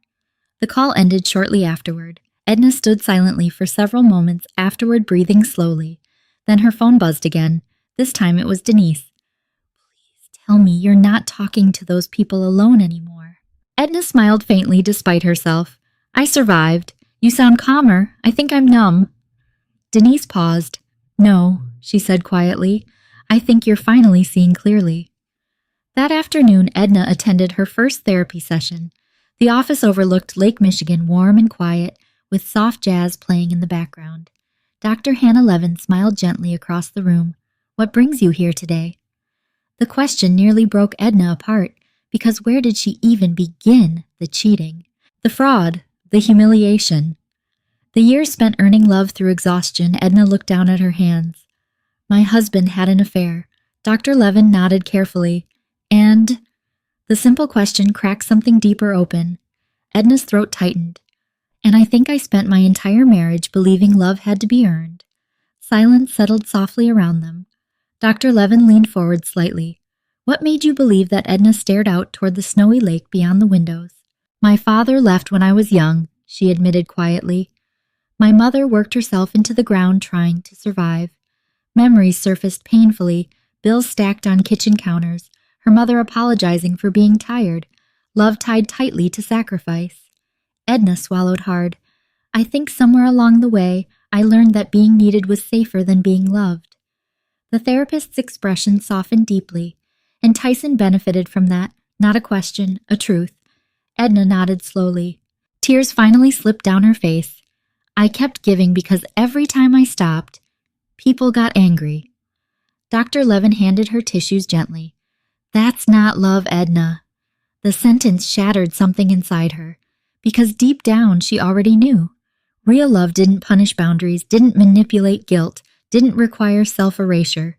For the first time in weeks, Edna cried without trying to hide it, not because Tyson rejected her, because she finally realized how long she had rejected herself.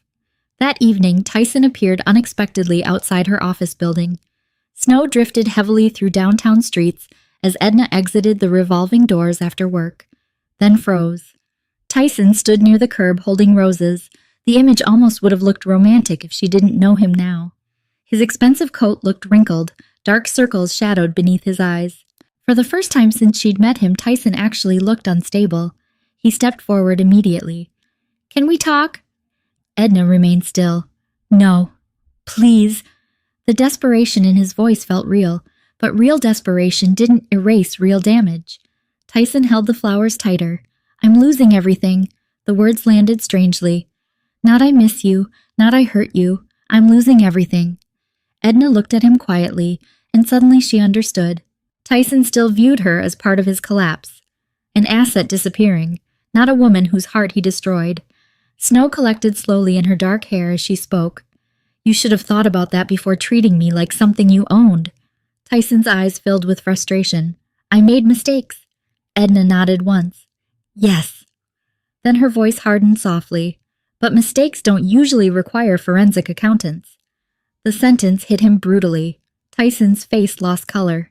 For the first time he truly understood, Edna wasn't coming back, and without her everything he built was collapsing. The foreclosure notice arrived on a Thursday morning, not at the Rice family mansion, at Edna's penthouse. Barbara had it messenger delivered in a cream envelope like guilt itself deserved luxury packaging. Edna stared at the papers spread across her kitchen island while cold March rain streaked against the windows. Final notice of default. 3 words connected to a house she had spent years quietly saving. Her phone buzzed seconds later. Barbara. Edna closed her eyes briefly before answering. "What?" No greeting this time. No pretending. Barbara sounded exhausted. "We need to talk."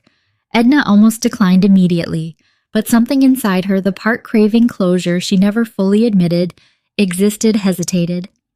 An hour later, Edna found herself driving through familiar suburban streets toward the Rice family mansion. The same neighborhood that once impressed her. Tree-lined roads, luxury homes, country club perfection. Now it all looked strangely artificial, like a movie set built to hide rot underneath. Rain tapped softly against the windshield as Edna pulled into the circular driveway. The mansion looked different somehow. Smaller. Less powerful. Maybe because she finally understood the truth. This house had survived because of her sacrifices, not Tyson's success, not Barbara's elegance, not Glenn's wisdom. Her. Barbara opened the front door before Edna even knocked. No designer silk today. No polished makeup, just exhaustion. For the first time since Edna met her, Barbara looked old and scared. Edna stepped inside slowly. The house smelled faintly like coffee and tension. Glenn sat silently in the formal living room, staring at paperwork scattered across the table. He looked up when Edna entered. Guilt flashed across his face instantly. "Interesting." Barbara folded her arms tightly. "We wouldn't have asked you here if it wasn't serious." Edna removed her coat carefully. "Then say what you need to say." Nobody spoke immediately. Rain filled the silence instead. Finally, Glenn cleared his throat. "The bank is threatening foreclosure proceedings if Tyson can't stabilize the account situation." Edna stared at him calmly. "I know." Barbara's jaw tightened. "You could stop this." There it was. Not apology, not accountability, expectation. Even now. Edna almost admired the audacity. "You think I owe you rescue after everything?"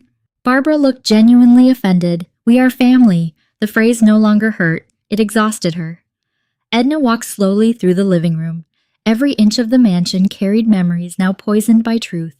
Christmas dinners she paid for, birthday parties she organized, quiet checks written behind closed doors so Tyson could keep pretending he was the provider, years of emotional labor disguised as love.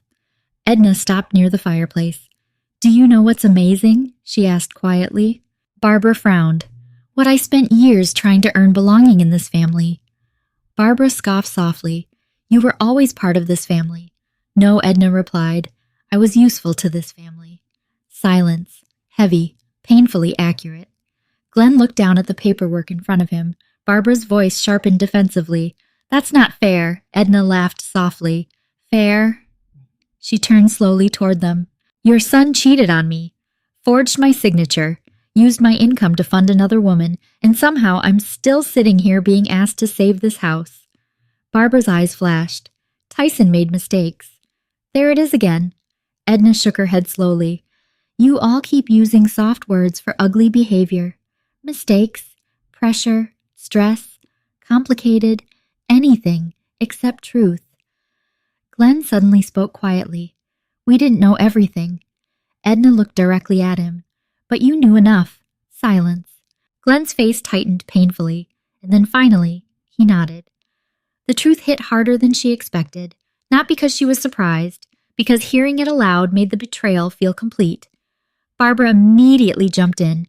We didn't want to interfere in their marriage. Edna stared at her in disbelief. He was cheating on me. Barbara folded her arms tighter. And what exactly would telling you have accomplished? That sentence chilled the room. Edna blinked slowly. You're serious, Barbara looked irritated now. You already worked constantly. You were distant. Tyson was unhappy. The cruelty landed with surgical precision, not because Edna believed it anymore, because Barbara truly did. In her mind, Tyson's unhappiness justified betrayal. Edna's exhaustion suddenly deepened into something colder. Clarity. You all blamed me because I made his insecurity visible. Barbara scoffed. You emasculated him. The word hung heavily in the air. There it was. The real issue underneath everything. Edna's success, a woman who earned more, a woman Tyson depended on financially. Barbara sat down sharply across from Glenn. You never knew how to let Tyson lead. Edna stared at her for a long moment, then quietly led where silence. He failed business after business while I paid the bills. Barbara's expression hardened. A wife supports her husband. I did. No, Barbara snapped. You controlled him. Edna almost smiled, because suddenly she understood. Nothing she ever did would have been enough. If she earned less, they would have called her a burden. When she earned more, they called her controlling. The game was rigged from the beginning. Glenn finally looked up again. Barbara. But she kept going. You always made Tyson feel small. Edna's eyes filled slowly. Not with weakness, with grief. Because she had spent years shrinking herself trying to avoid exactly that accusation. She dimmed achievements, softened opinions, overgave financially, apologized for success, and Tyson still resented her anyway. Edna's voice cracked softly. I loved him. Barbara looked away first. That tiny movement revealed more guilt than any apology could have.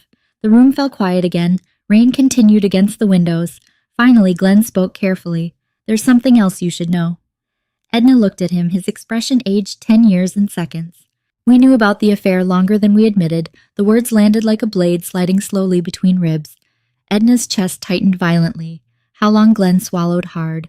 A few months, months of family dinners, holiday gatherings, conversations, smiles, all while they watched her unknowingly fund Tyson's affair. Edna physically stepped backward. Barbara immediately defended herself. We thought it would end. Edna laughed once. Sharp, broken. I can. You watched me sit at your table while your son slept with another woman. Nobody answered, because they couldn't. The truth was too ugly now. Edna covered her mouth briefly, trying to steady her breathing. The humiliation suddenly felt unbearable. Not just Tyson, all of them. Every single person in this house protected comfort over honesty. Barbara's voice softened slightly for the first time. We never wanted to hurt you. Edna looked directly at her. But you were willing to. That silenced the room completely. Glenn stared down at the table again. Barbara's eyes filled slightly now. We could lose this house. And there it was. Still, even after everything. Back to the house. The lifestyle. The money. Edna felt something inside herself finally settle completely. No more guilt. No more confusion. No more desperate need for their approval. Just truth. She walked slowly toward the front door and picked up her coat. Barbara stood abruptly. That's it. Edna turned back calmly. You didn't lose a daughter-in-law. Barbara's face tightened. Edna's voice stayed soft. You lost the woman funding your lifestyle. The sentence hit like a physical blow. Barbara's composure cracked instantly. Tears filled her eyes. Real tears this time. But Edna no longer felt responsible for comforting them. That part of her had finally died. Glenn stood slowly. Edna. She paused at the doorway. For 1 second, she looked back at the mansion she once believed represented family. Now it just looked expensive, lonely, built on lies. I hope one day Tyson learns the difference between being loved and being enabled, she said quietly. Then she opened the door and walked away while Barbara finally broke down crying behind her. The courthouse smelled like coffee-polished marble and anxiety. Edna stood beside Vivian Mercer outside courtroom 14B while downtown Chicago buzzed gray and cold beyond towering windows. Her divorce hearing had officially begun, and somehow after everything this was the calmest she had felt in months. Not happy, not triumphant. Clear. That was the word. Clear. Vivian adjusted the cuff of her navy blazer and glanced toward Tyson across the hallway. He looks worse than I expected. Edna followed her gaze. Tyson sat beside his attorney looking exhausted thinner and deeply angry beneath the surface. Gone was the polished confidence. Gone was the effortless charm. Stress had stripped him down to something rawer, more desperate. Barbara sat 2 seats behind him clutching tissues dramatically while Glenn stared blankly at the floor. Nicole wasn't there. Edna wasn't surprised. People who lived comfortably during chaos rarely stayed once consequences arrived. Tyson looked up suddenly. Their eyes met across the crowded hallway. For a second, the years between them flashed painfully through Edna's chest. First dates, inside jokes, lazy Sunday mornings, the man she thought he was. Then the memory shattered beneath reality. Madison's apartment, forged signatures, the locked bedroom, threats, humiliation. Tyson looked away first. Vivian leaned closer quietly. Remember something important today. Edna looked at her. You are not responsible for protecting the feelings of people who never protected yours. The words settled heavily inside her as the courtroom doors opened. Inside, everything felt coldly formal. Dark wood, muted voices, controlled tension. The judge, Eleanor Whitaker, carried the kind of calm authority that silenced rooms naturally. Edna sat beside Vivian while Tyson avoided looking directly at her. Proceedings began quickly. Tyson's attorney spoke first. A polished man named Richard Lawson with practiced sympathy in his voice. Your Honor, this marriage deteriorated due to emotional incompatibility, communication failures, and financial imbalance, creating resentment on both sides. Edna almost laughed. Financial imbalance. Interesting phrase for a man secretly draining his wife's income. Vivian remained perfectly still beside her. Richard continued smoothly. Mr. Rice acknowledges mistakes within the marriage, but disputes the characterization of intentional financial misconduct.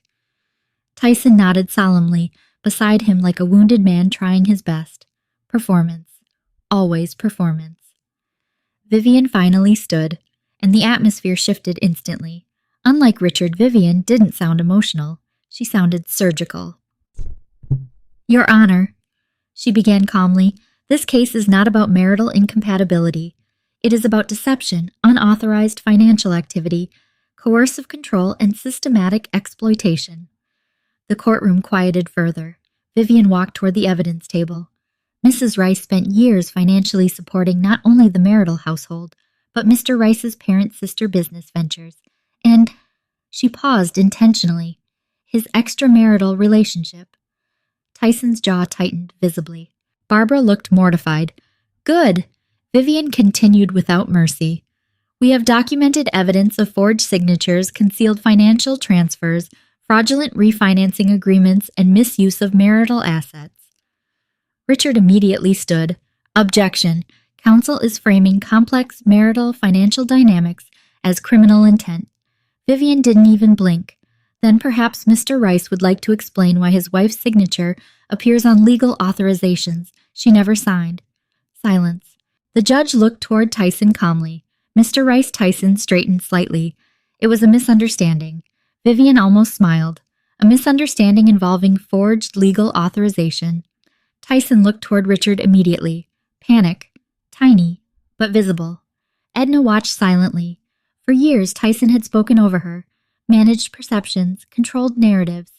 Now every lie sounded smaller beneath evidence. Vivian handed documents to the judge. Bank investigators flagged these signatures independently. Your Honor? Judge Whitaker reviewed the papers quietly, then looked toward Tyson again.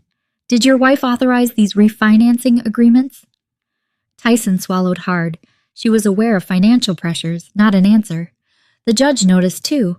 That was not my question. Silence stretched painfully. Finally, Tyson muttered, No. And a quiet ripple moved through the courtroom. Barbara covered her mouth. Edna felt strangely detached, not vindicated, just tired. Richard stepped in quickly. Your Honor, while my client acknowledges poor judgment, these actions occurred within the context of marital financial sharing. Vivian interrupted smoothly. Shared finances do not eliminate consent. That landed hard. Judge Whitaker nodded once. Correct. Tyson shifted uncomfortably now. The confidence was collapsing. Vivian approached the bench again. We would also like to submit communication records and financial transfers connected to Madison Cole. Tyson visibly stiffened. Edna noticed instantly, still ashamed of exposure, not of betrayal. The judge reviewed several pages quietly, then looked directly at Tyson. Mr. Rice, did marital funds support another residence connected to Ms. Cole? Tyson's face lost color. Richard whispered urgently beside him, "Too late." Tyson nodded once. Yes. Barbara closed her eyes. The courtroom felt unbearably still. Vivian continued calmly. Additionally, we have recorded statements from Mr. Rice implying reputational retaliation against Mrs. Rice if she proceeded legally. Richard stood immediately. Context matters. Vivian's eyes sharpened. It certainly does. Then she played the recording. Tyson's voice filled the courtroom. If you go public with this, I can ruin your reputation too. Silence crashed afterward. Edna didn't look at Tyson. She didn't need to. She already knew what shame looked like on him now. Judge Whittaker removed her glasses slowly. Mr. Rice, she said carefully, this behavior raises serious concerns. Tyson looked shaken finally. Not angry.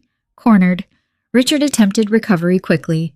My client has experienced extreme emotional distress throughout this process. Edna nearly smiled. Interesting. Now Tyson understood emotional distress. Vivian turned calmly toward the judge. Mrs. Rice also submitted voluntary therapy records documenting long-term emotional manipulation, financial coercion, and repeated retaliation following attempts to establish boundaries. Boundary. That word again.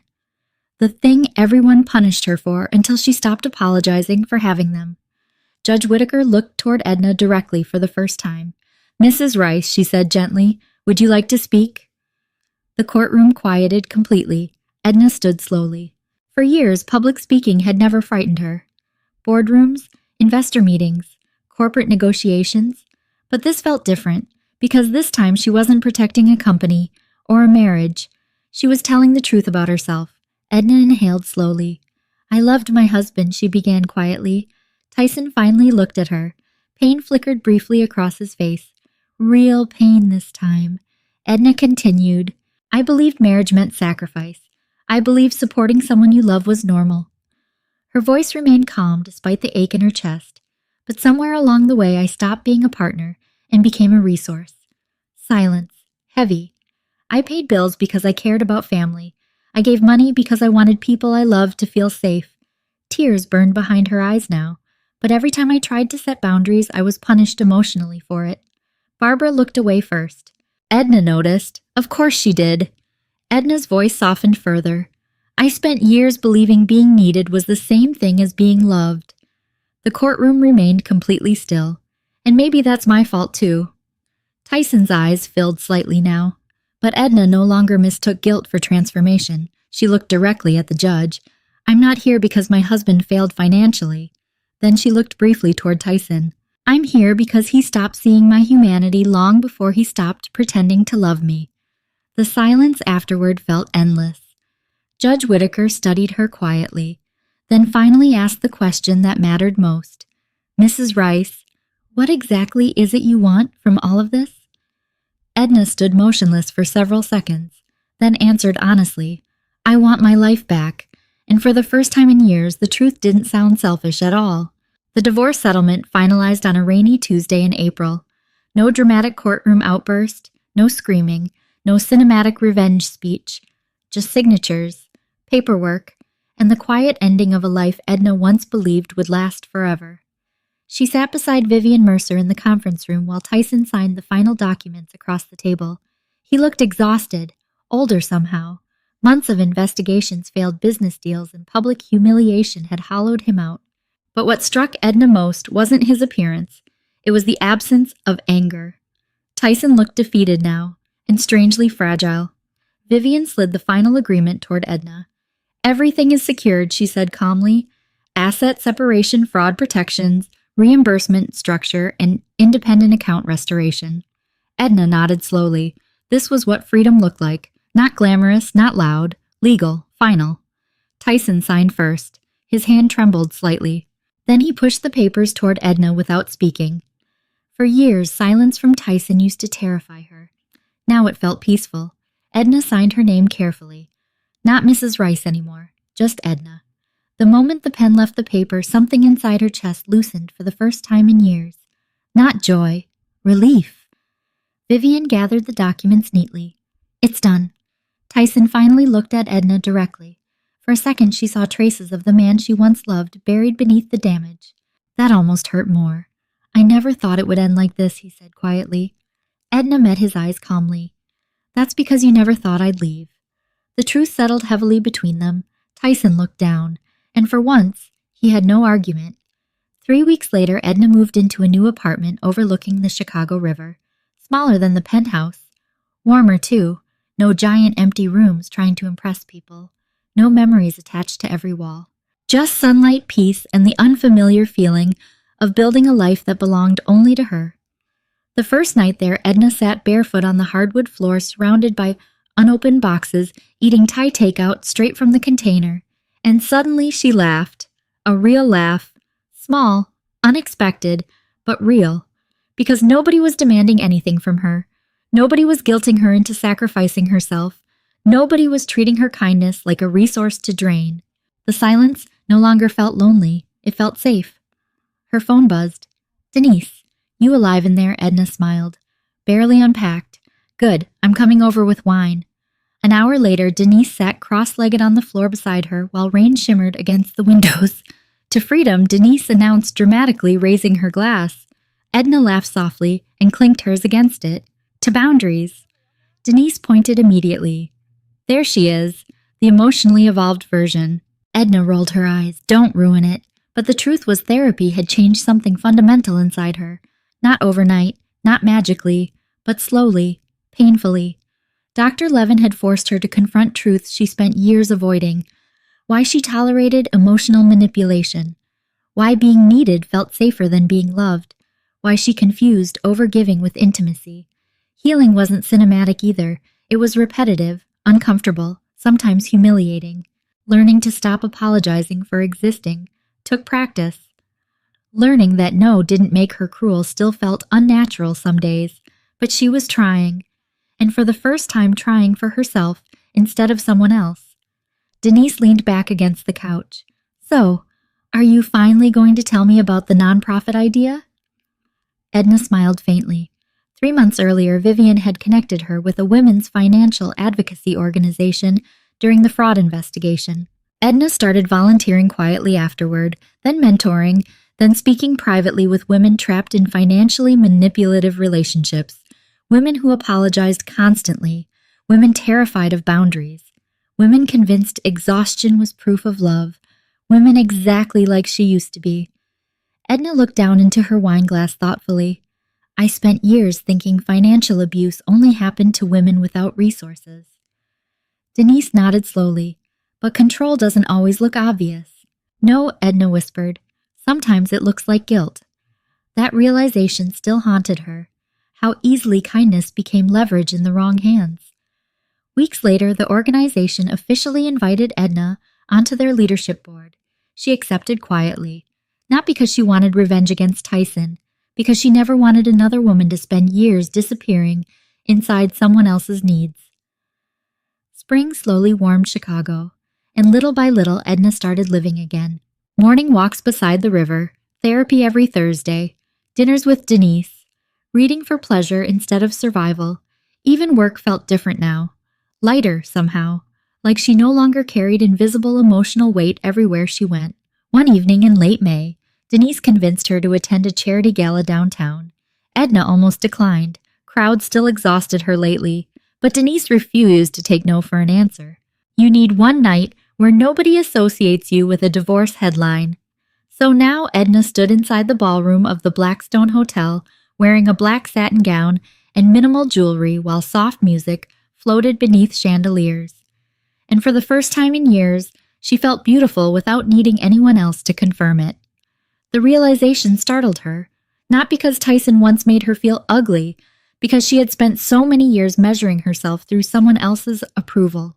A familiar voice interrupted her thoughts. Edna. She turned slowly. Tyson stood near the edge of the ballroom staring at her like the sight physically hurt him. For a second, neither moved. Tyson looked thinner than before, less polished, his confidence no longer effortless, but what shocked Edna most was the expression in his eyes. Regret, real regret, Not because his business collapsed, not because Madison left, because he finally understood what he destroyed. Tyson stepped closer carefully. You look... He stopped himself. Edna waited calmly. Happy he finished quietly, and she realized something surprising. He was right, not wildly euphoric, not perfectly healed, but peaceful. Tyson glanced around awkwardly. I heard about the nonprofit. Edna nodded. We help women recovering from financial abuse. The words landed hard between them. Tyson swallowed visibly. I never thought of myself as abusive. The honesty almost disarmed her. Almost. Edna looked at him quietly. Most people don't. Silence stretched softly around them, while elegant strangers laughed nearby beneath warm golden lights. Tyson looked at her carefully. I really did love you. The sentence hurt. Not because she wanted him back, because part of her believed him. In his own damaged way, Tyson probably had loved her, but love without respect eventually becomes consumption. Edna finally understood that now. Tyson's voice lowered. I didn't realize what I had until I lost it. Edna's chest tightened slightly. Old versions of herself would have melted hearing those words, would have mistaken regret for transformation. Now she simply smiled sadly. That's the tragedy of people who take too much, she said softly. They usually notice value after they destroy it. Tyson looked devastated, and for the first time Edna didn't feel responsible for fixing that pain. The orchestra music swelled softly through the ballroom as Denise approached from across the room carrying champagne. She glanced between them carefully. You okay? Edna smiled gently. Yeah. And surprisingly, she meant it. Tyson looked at her one last time, like he was finally understanding she truly belonged to herself now. Not him, not his family, not anyone. And that realization broke him more than losing the money ever did. The ballroom lights shimmered softly as Edna stepped away from Tyson. Not abruptly, not dramatically, just decisively, like closing a door that had been left half open for too long.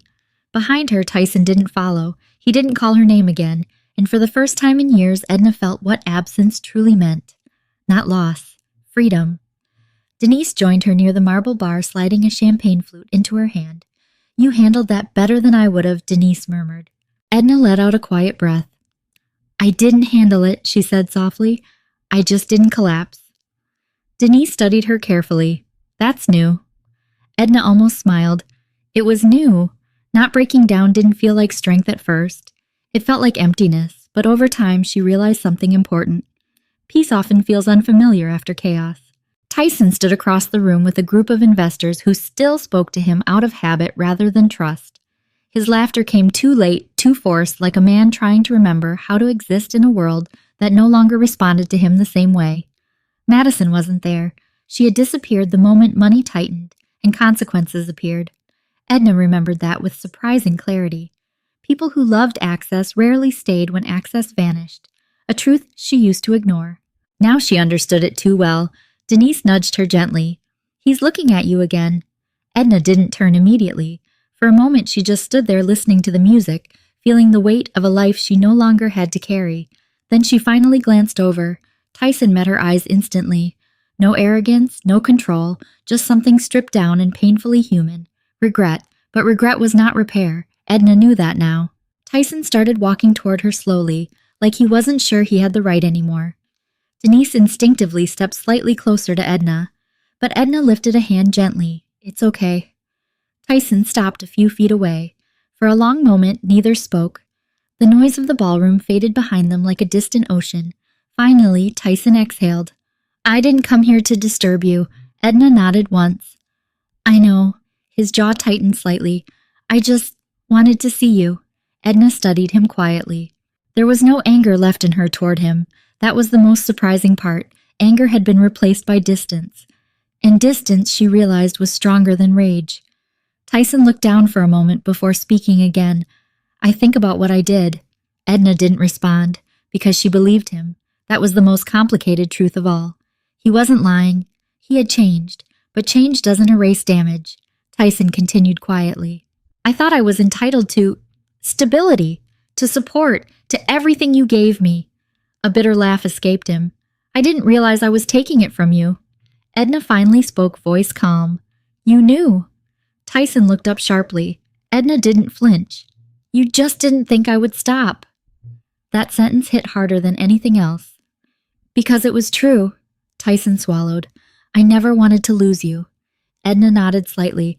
I believe that too. Silence again, this time softer, less painful. Just final. Tyson's voice dropped. Are you happy now? The question lingered in the air longer than expected. Edna looked around the ballroom, at the lights, the people, the music, the version of herself she used to be standing somewhere far behind her now. Then she looked back at Tyson. I'm honest now, she said quietly, and that feels like happiness I didn't recognize before. Tyson's eyes softened. For a second he looked like he wanted to say something more. Something that might change everything. But he didn't, because there was nothing left to change. Instead, he simply nodded. I hope you stay that way. Edna's expression softened slightly. I will. That was the end of it. No dramatic closure, no final confession, just two people standing at the edge of something that had already ended long before tonight. Tyson stepped back slowly, and then he walked away. This time, Edna didn't feel the urge to stop him. She didn't feel anything pulling her backward. Denise exhaled beside her. Wow! Edna took a sip of champagne. Yeah. Denise glanced at her. You okay? Edna considered the question carefully. Not the old version of okay. Not survival. Something quieter, something steadier. I think so, she said finally. And she realized it was true. Later that night, Edna stood alone on her balcony overlooking the Chicago River. The city stretched endlessly in front of her, glowing softly beneath nightlights and gentle wind. No chaos, no arguments, no expectations waiting inside the walls behind her. Just space. She wrapped her arms around herself lightly, not because she was cold, but because she was grounded. Her phone buzzed softly in her hand. A message from Denise, proud of you. Don't go back to who you were. Edna smiled faintly. She wouldn't, because she couldn't. That version of her who equated love with sacrifice, who measured worth through usefulness, who stayed silent to keep peace no longer fit inside her life. She looked out over the river, thinking about everything she had lost, and everything she had stopped losing. Then softly she whispered to herself, I don't need to be needed to be loved. The words didn't feel like a declaration, they felt like healing. For a long time, Edna believed love was something you proved through endurance. If she gave enough, fixed enough, sacrificed enough, she would be valued. But what she learned through betrayal, manipulation, and emotional exhaustion was simple and devastating. Love without respect becomes consumption. Tyson didn't start as a villain. He became one through entitlement, insecurity, and unchecked dependence. And Edna didn't fail as a wife. She overperformed as a caregiver in a relationship that slowly stopped being mutual. The hardest truth wasn't the affair. It wasn't even the financial deception. It was realizing that her kindness had been mistaken for permission. Healing didn't arrive as revenge. It arrived as clarity, boundaries, distance, and the ability to say no without guilt. For Edna, moving on wasn't about forgetting Tyson. It was about remembering herself. The woman who once measured love through exhaustion learned a new language, self-respect. And in that language, silence wasn't weakness. It was peace. If this story stayed with you, tell us in the comments. Have you ever loved someone who only valued what you gave, not who you were? And if you've ever had to choose yourself after being taken for granted, you're not alone. Subscribe for more emotional drama stories about betrayal, awakening, and healing stories that remind us that sometimes walking away is not the end, but the beginning of finally living.